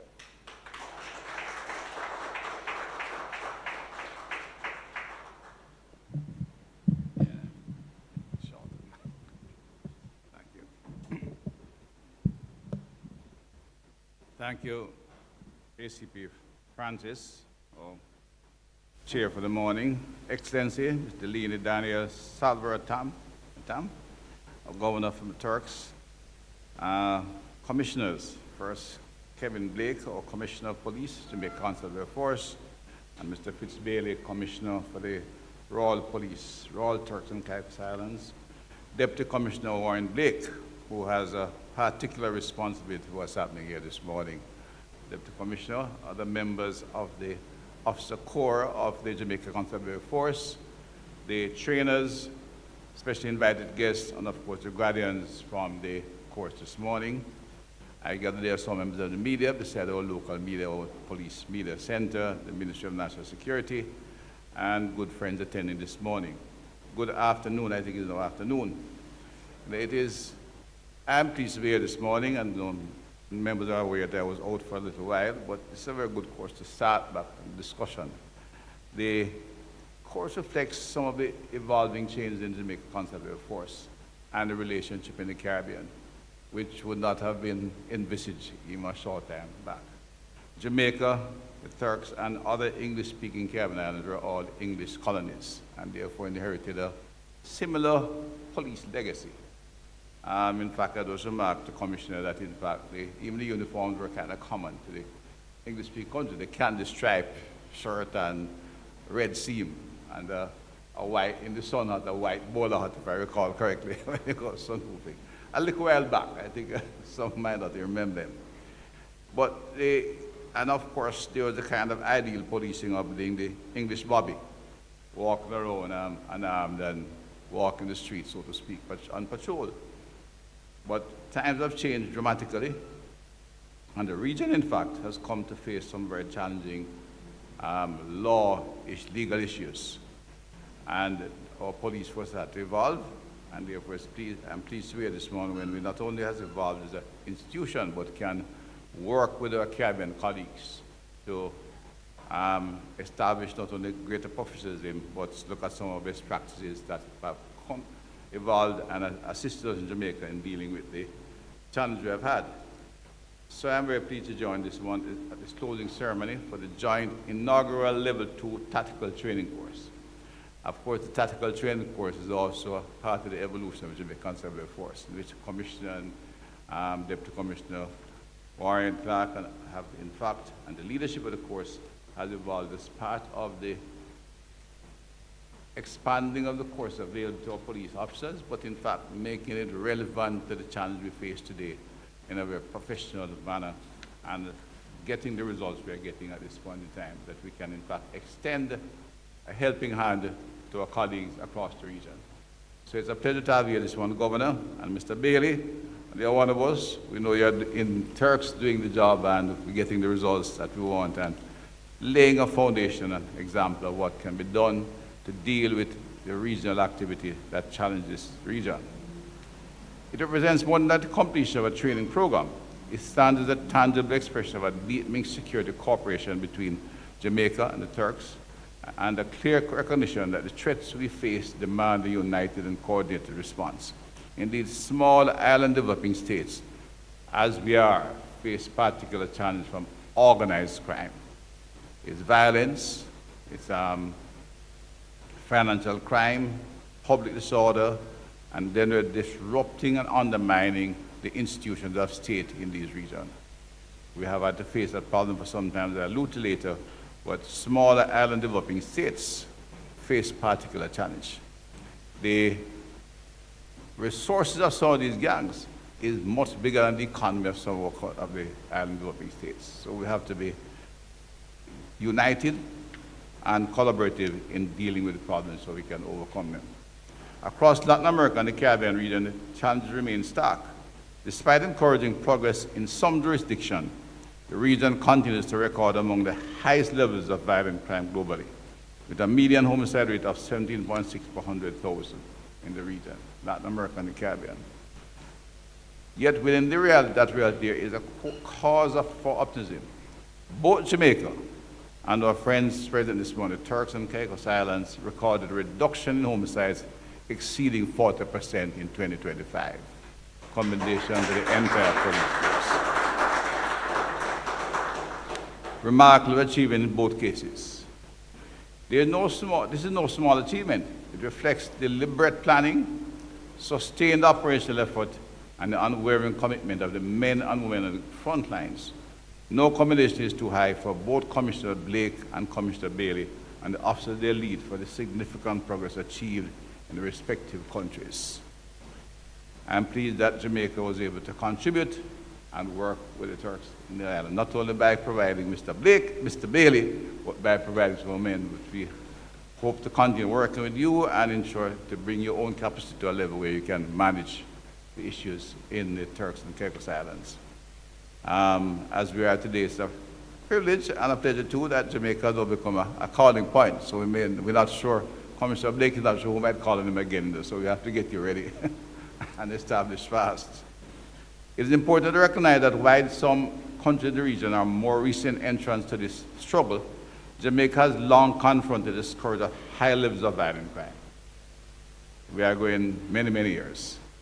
This reality has compelled us to innovate, to adapt, and to continuously refine our strategies in confronting organized criminal networks. The lessons we have learned, often though difficult and costly experiences, have strengthened our institutional capacity and sharpened our operational effectiveness. The truth is that the violence we are confronting is not random. It is driven largely by organized criminal networks, often linked to transnational drug and firearm trafficking. These networks fuel reprisal, killings, territorial conflicts, and cycles of violence that undermine public safety and national development. The situation is made even more acute by the widespread use of firearms, which account for more than 75% of homicide in our region, well above the global average. And in TCI case, the picture is even more sobering. Between 2017 and 2024, I understand firearms were used in approximately 98% of all the murders committed in Turks. You know, I said we're all post-British colonies, but the Turks were the ones administered with Jamaica. And in the separation of Somaliland, the Turks is still listed as among the finest tourist destinations in the Caribbean. They got their disturbance a little bit more recent than ours, but it's a pleasure that we are able to work with you and begin the process of correcting that course correction, so to speak, in terms of crime and violence. It's within this context that Jamaica responded to the request from the Turks and Caicos Islands in October 2024. We understood immediately that this was not simply a national issue, but a regional imperative. Following an initial assessment mission, a contingent of 30 members of the Jamaica Constabulary Force was deployed in 2025 to provide strategic and operational support, and done so successfully. But I said initial assessment, which reflected what was happening here in the regional issue, some of the gangs have gotten so big, I guess they're almost franchising their space out. I hear names that we are familiar with being repeated in British Virgin Islands, in Trinidad, in Barbados, and Commissioner Six is almost a franchise across the Caribbean and section of the United States and other gangs, and therefore it is important that we collaborate. And that collaboration is also reflected at the institutional level. Because this morning, as indicated, we have a member of the Jamaica Defense Force training here. The legacy of our security forces is that there was almost a gap between police and army. We're a small country, and all security personnel are required to work for the common good of society and for good territorial control, peace, and good order. The JDF, of course, has a peculiar mission in terms of emergency response, and the Constabulary Force, of course, the primary law enforcement agency and has anything to do with law enforcement and covers all activities, strategically, both strategically and otherwise in terms of law enforcement. But today, they have been able to work together seamlessly. And in a course like this, you'll see both personnel, governor, and I expect you have some of your own team members from the defense and police here. That coordination and that synergy is critical in dealing with the gangs. While we'll have specific police activity in terms of fraud and investigation and so forth, when you're dealing with heavily armed gangs, we need the synergy between both. And this is how this course has been designed. Our police officers are trained to deal with them, and they work closely with the Jamaica Defense Force and deal with these fellows who think they have enough power to challenge the states. The outcomes of that collaboration have been significant, and the collaboration between the Turks and Jamaica. The mission has contributed to the disruption of organized criminal groups, the removal of illegal firearms from circulation, the dismantling of criminal safe havens within the illegal settlements, and improved coordination among enforcement agencies. These are meaningful gains that demonstrate what can be achieved through partnership, professionalism, and purpose. But as we acknowledge these successes, we must also confront the central question before us: how do we sustain and build upon these gains? We cannot afford that we are good today and tomorrow we take a little break and you see a new gang arise. That's another side of our work that is ongoing, not only in terms of security, but also in terms of community efforts to ensure that we don't have the recruitment and redevelopment of the gangsters. One of the critical pillars of Jamaica's own progress, of course, has been sustained investment in training, particularly in specialized tactical operation. The establishment of the Specialized Operation Tactical Academy here at this facility has been a game changer. And I have to add, this one a word of commendation to Commissioner and Deputy Commissioner for this facility. I still recall when Hammond Barks, a different character, and I have to commend the leadership of the police for the transformation, and that's created a school that we can not only provide training for our own officers, but we can invite our colleagues in the Caribbean to receive the kind of training required to deal with the challenge we face in the Caribbean today. It's not a debatable issue. Yes, there are some who debate, and they still talk of what you should do and what should not do with gangs, but the truth is when you face criminals who are heavily armed, well-resourced, and are prepared to kill, we need to train our officers to deal with them effectively. I don't want any officers, neither my officer or your officer, some Turk going out there, and we have to go out there with to pick them up on the ground. No problem picking up a few criminals, but the reality is we have to train our officers to deal with heavily armed, dangerous men who kills. They're not there, you know, that time when they see police coming, they'll turn their back and move some other direction. They are willing to take on the police. And the only way to deal with that is to have law enforcement officers who are trained to deal with them effectively in a professional manner. This academy has enabled JCF to continuously develop the competencies required to confront highly organized and heavily armed criminal elements while maintaining discipline, precision, and accountability in all our operations. This course, therefore, is part of a broader strategic approach to building a cadre of highly trained, tactically proficient officers who are capable of executing complex operations and leading sustained intervention against serious and organized crime. Like all JCF, I expect the Turks, Royal Turks Police and this Army are the premier law enforcement agency, and they're trained to take on hardcore criminals. At the same time, they'll have the responsibility of other activities in the community, and we extend our hand of support. We have gained experience, significant experience in our zones of special operation, in our intervention, what works and what don't work, because there are many things done that have not worked well. But we are seeing some things that are working well today, and we extend our hand of friendship that will work with you to ensure you can sustain the peace in the Turks. For the Turks and Caicos Islands, the expansion of a tactical capacity through structured training such as this will be essential to maintaining operational momentum going forward. We will work with you on that. So to the 31 participants, 16 from the Royal Turks and Caicos Islands Police Force, including 2 ladies, welcome. All right?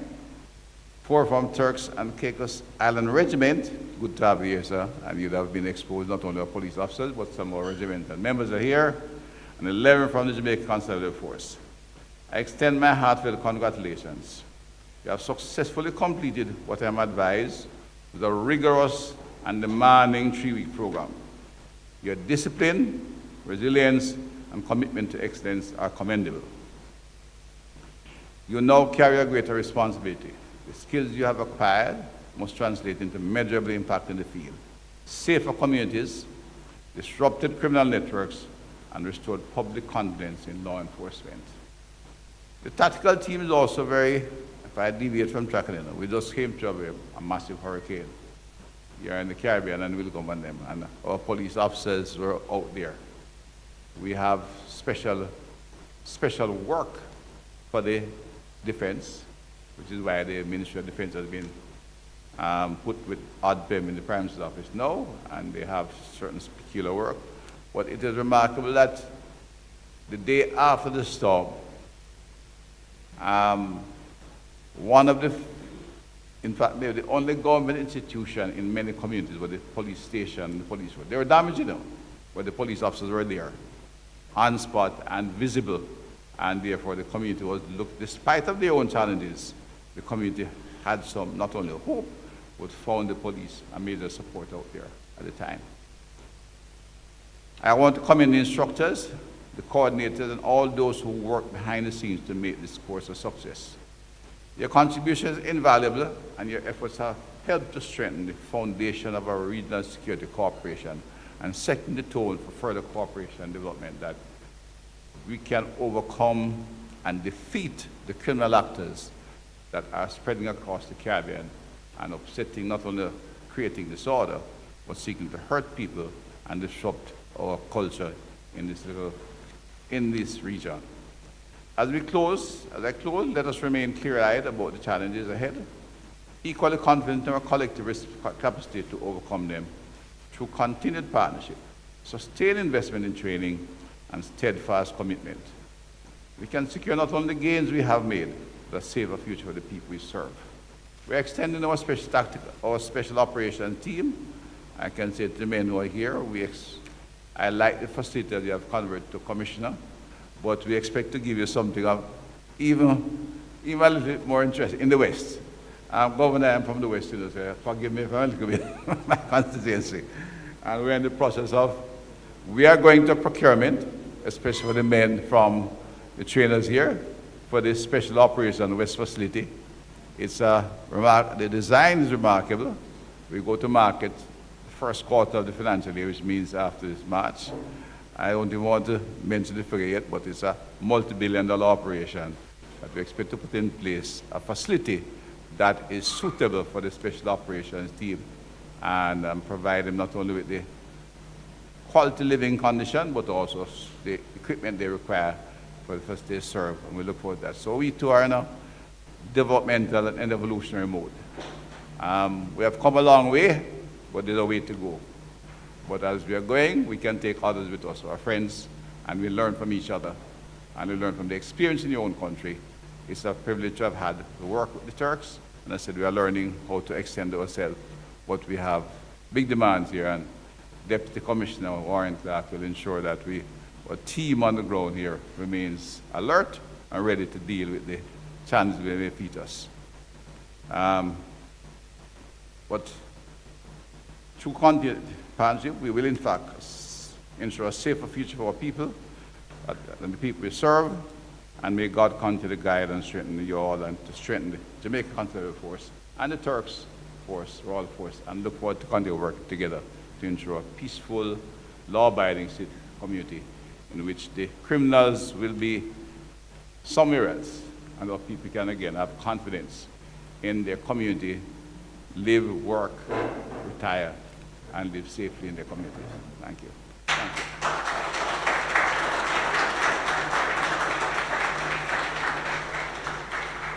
Thank you, Honourable Minister, and we just ask you to just return for a token and Sergeant Pennant to make that presentation. Scott.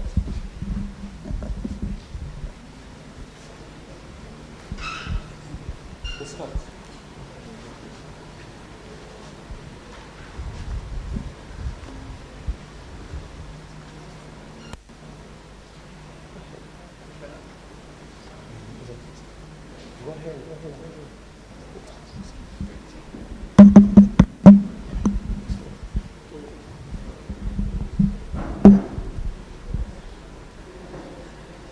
Distinguished guests, colleagues, and friends, good morning. Dr. the Honorable Horace Chang, it is my esteemed privilege to present to you this of our appreciation for your valuable contributions.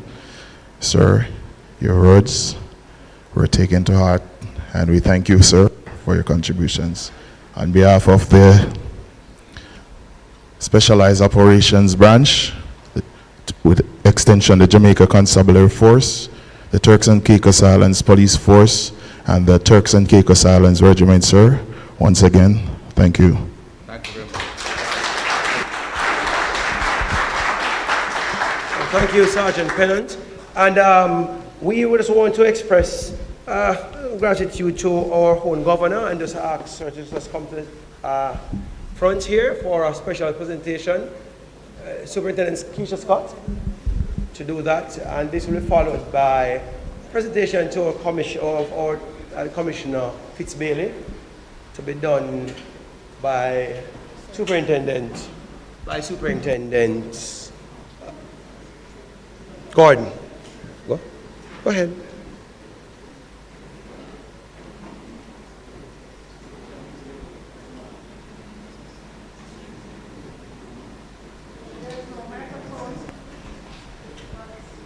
immensely grateful. We're immensely grateful to you, Your Excellency, for attending here today. Thank you for giving us your presence and your support in this joint collaborative effort. And ma'am, we're hoping this is one of many visits to come. Thank you very much. Thank you. Thank you.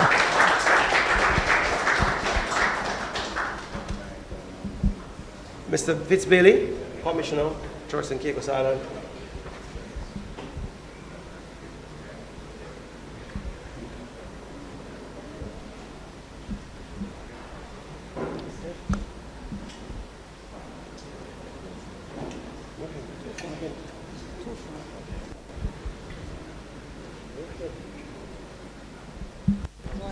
It's okay. It's okay.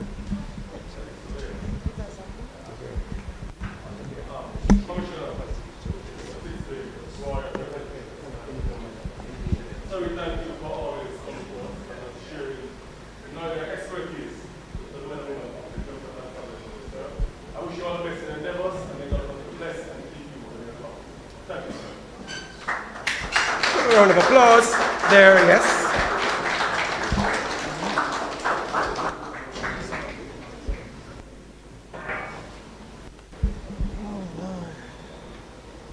Okay, so we progress along. We know that our guardians would want to be here to collect their certificate, but with the constraint we're working with, we're going to ask the team leaders to step forward. Firstly, the section leaders, Sergeant Pennant, to collect on behalf of your section 1. And to do this presentation, I'll ask the Governor of Turks and Caicos, Her Excellency, to do the presentation. Thanks, Madam.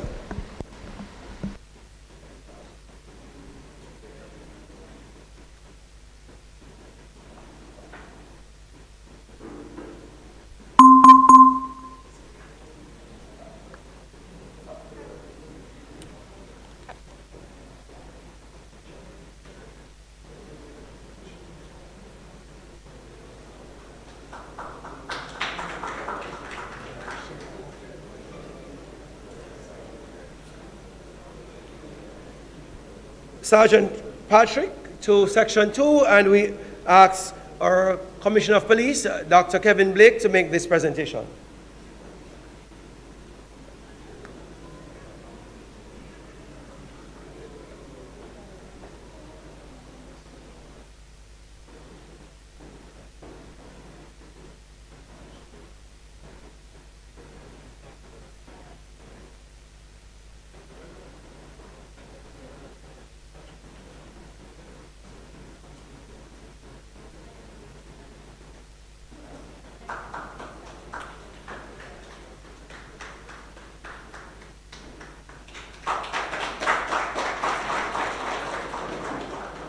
Section 3, Sergeant Caesar, and we'll ask Deputy Commissioner of Police, Warren Clark, to make this presentation.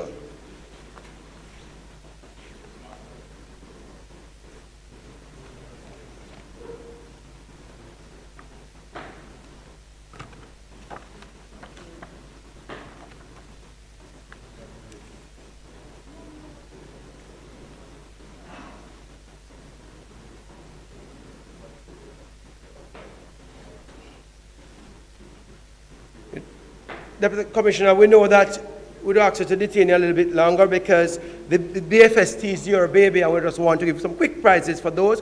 Corporal Randy Rigby for the most outstanding in the push-ups. 105 push-ups.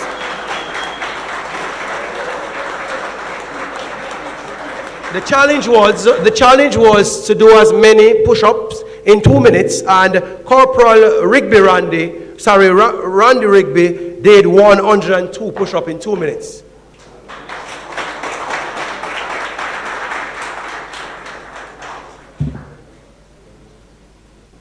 Thank you. Let him feel that you accomplished.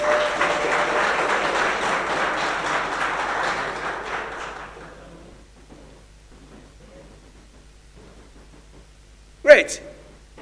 Don't go anywhere, Corporal. Don't go anywhere because you are so good. So there's another challenge, and I ask you to do it too, conviction. This is to run a 2-mile stretch, and Corporal Rigby did that in 12 minutes and 11 seconds. I'm being the champion.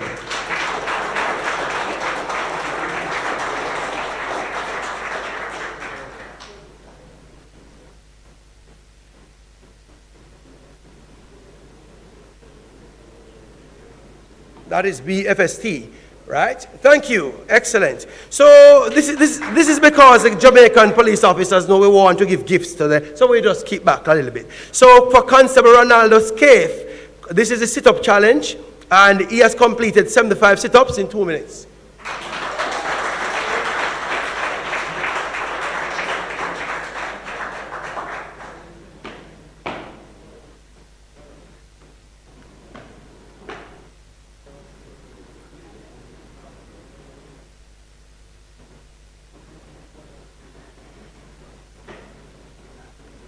Right, keep the applaud going. Our 4th BFST challenge goes to Constable Wilcliffe Darcy, who did his win the plank competition. That is one. Oh, that's a lot of planks in a short time. Right.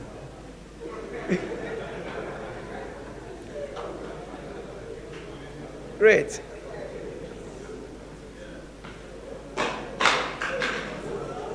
That's a plank.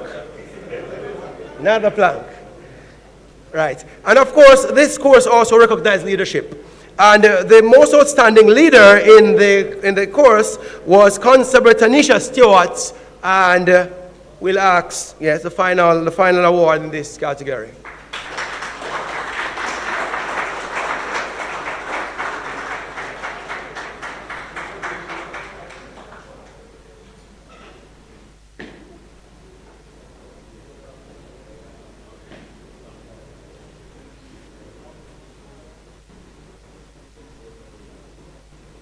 Thank you, Deputy Commissioner.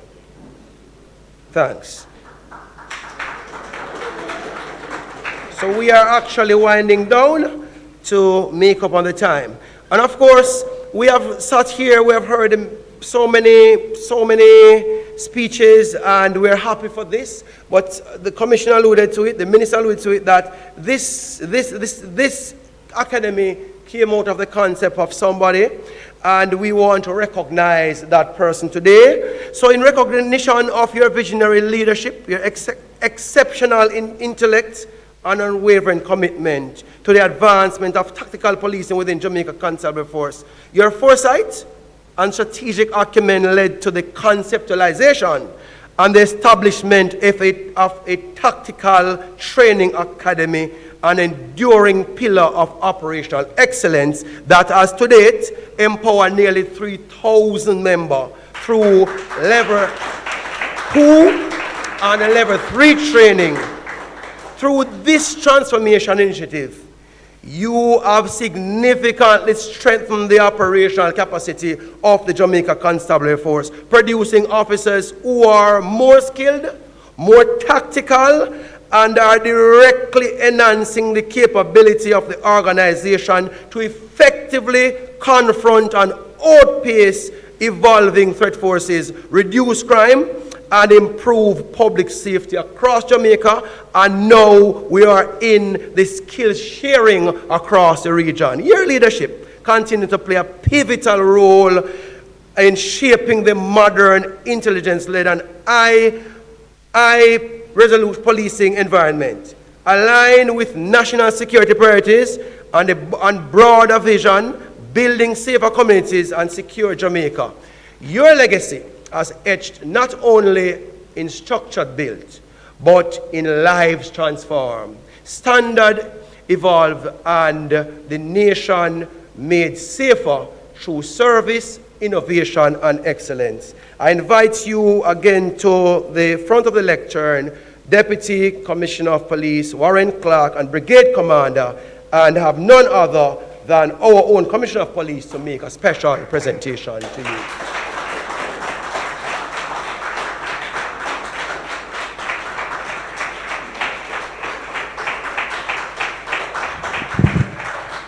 I wanted to say all those things, but the master of ceremony said it all, so I'll just say ditto. Now this man represents a tower of strength, not just to this institution, this facility, but to the Jamaica Constabulary Force and for safety and security of the people of our nation. A quiet giant, not one that speaks a lot, but when he speaks, you have to listen. And he has excellent ideas, brilliant supporter, and a tower of strength behind the success that we have been seeing. I think this is a very small token of appreciation to show, but you understand that this is just a symbol of how we feel about you and our gratitude for your support. Warren, thank you, sir. Thank you.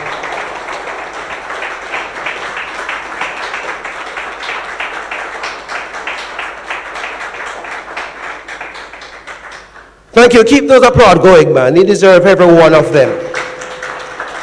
At this time, we are progressing. I call on Constable Ronaldo Scaife to move the vote of thanks.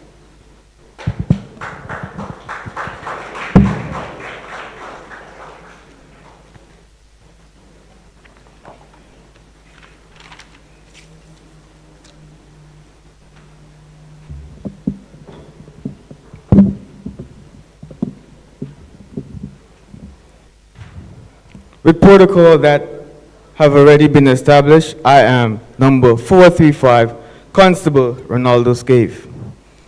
Good day. As we reach this historical occasion, it is a privilege to deliver this vote of thanks on behalf of the entire 044. First and foremost, I must thank the Supreme Being, our Lord and Savior, Jesus Christ, for without him, we would have not been here and it would have not been possible. Special acknowledgement are extended to our delegate guests. Her Excellency, Daniel Delaney Silveratnam, Commissioner of Police, Dr. Kevin Blake, Commissioner of Police for Turks and Caicos Islands, Fritz Bailey, Deputy Prime Minister, Horizon Chung, sorry for your name, sir. All right, and all other gazetted officers and other ranks. I want to sincerely thank the Jamaica Constabulary Force for hosting this training. Your professionalism, structure, and dedication to excellence has made a lasting impression on all of us. Special thanks to the members of the Turks and Caicos government, the Royal Turks and Caicos Islands Police Force, and the Turks and Caicos Regiment for seeing it fit to send their best to participate in this training. To our hardworking and committed instructors, we say thank you. Your mentorship, discipline, and guidance have left a lasting impact on us and have played a pivotal role in shaping our policing career. We extend thanks to the Jamaica Defense Force for teaching our land navigation. This exercise has taught us endurance, patience, teamwork. As we learn, this journey is not for the swift, but those who can endure and keep pace. To the medical staff, we thank you for caring for our participants who had aches and pains. We cannot forget Kirby's Catering, Juicy Patties, who have gave us the best meals to keep us energized and motivated throughout this training. Some of the best dumpling and stewed chicken I ever had. Special thanks to the Health and Wellness Department for supporting our physical and mental well-being. To the exhilarating staff who have ensured our training environment remain clean, safe, and well prepared for each day. Last, but certainly not least, the members of Serial 44. This heart of success, thank you. Your perseverance, resilience, teamwork, and camaraderie made this journey both rewarding and memorable. At the start, we barely knew each other, but now we have created bonds that's unbreakable. Once again, I thank everyone who contributed to the success of this training. May we carry forward the knowledge discipline, and professionalism installed in us. Thank you.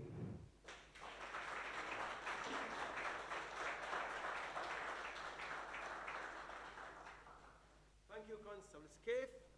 At this time, I call again on our own Deputy Commissioner of Police, DCP Clerk, to declare this course closed.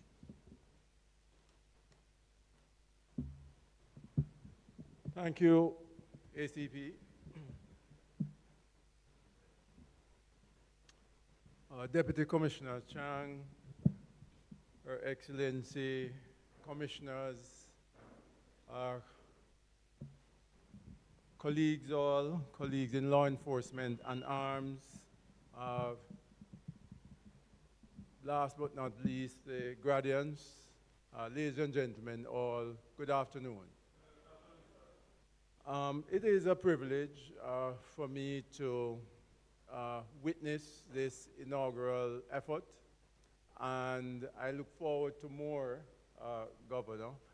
I told Mr. Bailey that we were prepared to support as many participants as he's able to send. And Commissioner has authorized it, and we are prepared, Mr. Bailey. All right? And so, ladies and gentlemen, at this point, have been directed to declare this 44th serial of the Tactical Level 2 series duly closed. Thank you very much.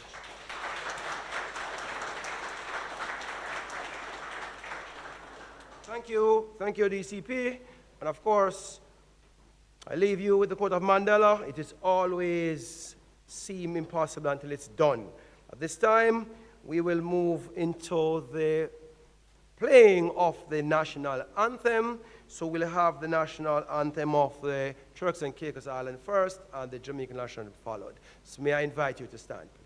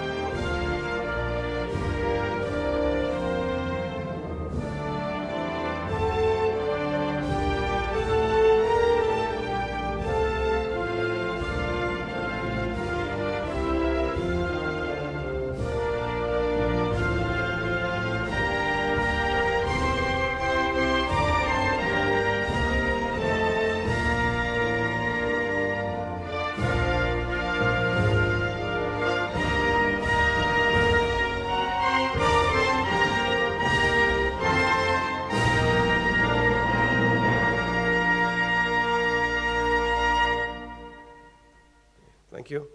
Just invite you to a short photo hop right here. Just get this photo thing ready. We have limited time to do this. In an increasingly complex security environment, law enforcement must evolve, adapt, and collaborate. Over the course of 3 weeks, the Jamaica Constabulary Force welcomed officers from the Royal Turks and Caicos Islands Police Force for a joint Level 2 tactical training program. Hosted at the Specialized Operations Tactical Academy, this training brought together two professional forces united by a shared commitment to excellence, discipline, and service. Their objective was clear: to strengthen operational readiness, refine tactical capabilities, and deepen regional cooperation in the fight against crime. From the very first day, officers were pushed beyond the fundamentals. Every movement required precision. Every decision demanded clarity. Through a series of structured exercises, officers trained in close quarters battle, team coordination, and high-risk operational response. Under the guidance of experienced instructors, they were challenged, corrected, and refined. But beyond tactics, this program was about integration. Jamaican and Turks and Caicos officers trained side by side, learning each other's strengths, aligning their approaches, and building trust. Because in modern policing, collaboration is not optional, it is essential. As the training progressed, officers were introduced to realistic operational scenarios designed to test not only their skills, but their judgment under pressure. In these moments, communication became critical, discipline became non-negotiable, and teamwork became the difference between success and failure. Each scenario reinforced a simple but vital principle: preparedness saves lives. At the end of 3 weeks, what emerged was more than improved tactical capability. It was a strengthened partnership, a shared standard of excellence, and a unified approach to regional security. These officers returned to their respective duties better prepared, more capable, and ready to serve. Stronger training, stronger partnerships, a safer Caribbean. This is the future of policing.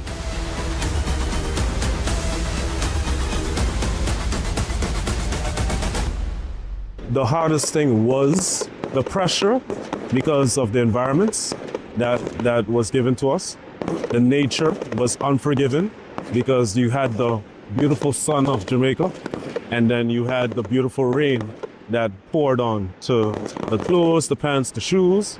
But in all honesty, it was a great experience, to say the least. And I gotta say, to anyone who needs the training, to run out there and come to Jamaica together.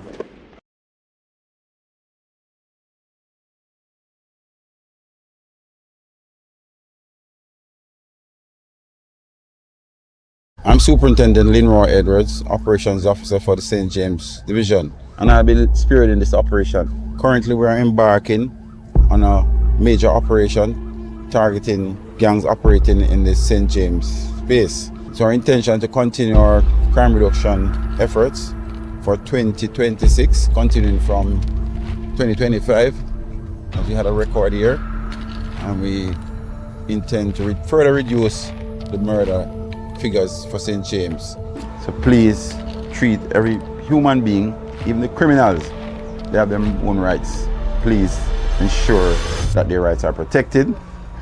If they choose to give up their rights, we have a duty and a responsibility to protect ourselves. We have sufficient legislation that speaks to self-defense. So if they won't gunfire at us, we are trained and we are equipped, and we have a duty and a responsibility to respond.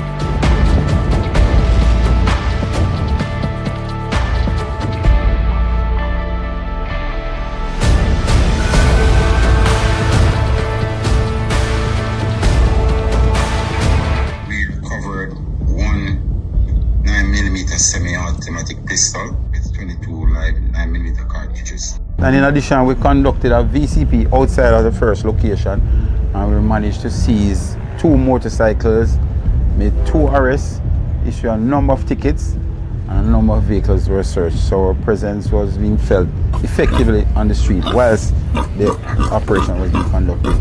So overall, it was a good operation. It was a good day, albeit we were challenged by the weather, but the resilience of the team members of all levels demonstrated, the kind of effort was put into the operation. Thank you very much and have a safe trip home. God bless you.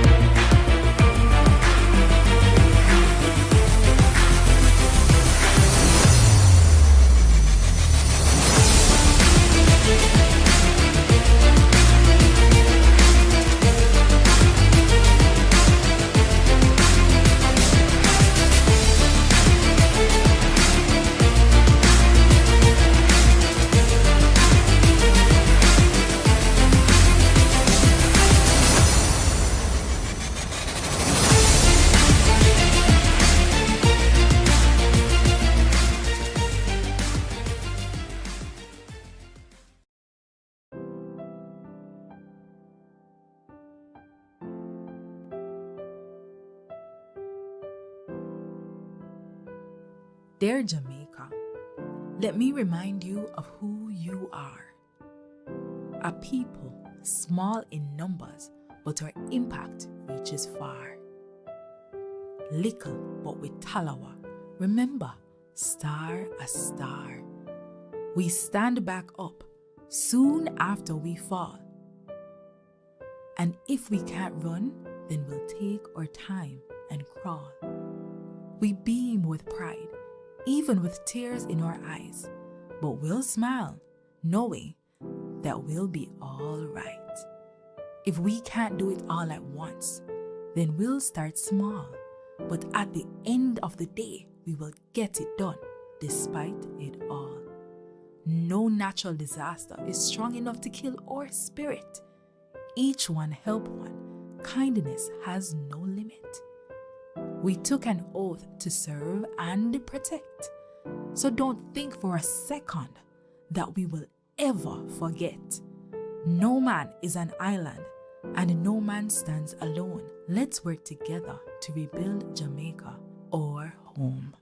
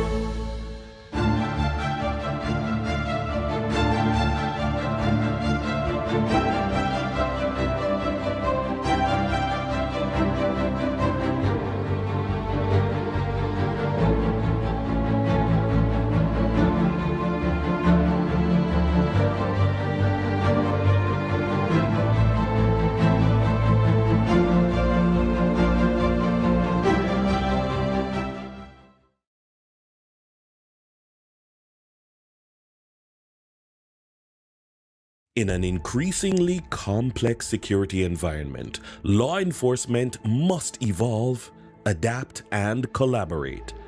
Over the course of 3 weeks, the Jamaica Constabulary Force welcomed officers from the Royal Turks and Caicos Islands Police Force for a joint Level 2 tactical training program. Hosted at the Specialized Operations Tactical Academy, this training brought together two professional forces united by a shared commitment to excellence, discipline, and service. Their objective was clear: to strengthen operational readiness, refine tactical capabilities, and deepen regional cooperation in the fight against crime. From the very first day, officers were pushed beyond the fundamentals. Every movement required precision. Every decision demanded clarity. Through a series of structured exercises, officers trained in close quarters battle, team coordination, and high-risk operational response. Under the guidance of experienced instructors, they were challenged, corrected, and refined. But beyond tactics, this program was about integration. Jamaican and Turks and Caicos officers trained side by side, learning each other's strengths, aligning their approaches, and building trust. Because in modern policing, collaboration is not optional, it is essential. As the training progressed, officers were introduced to realistic operational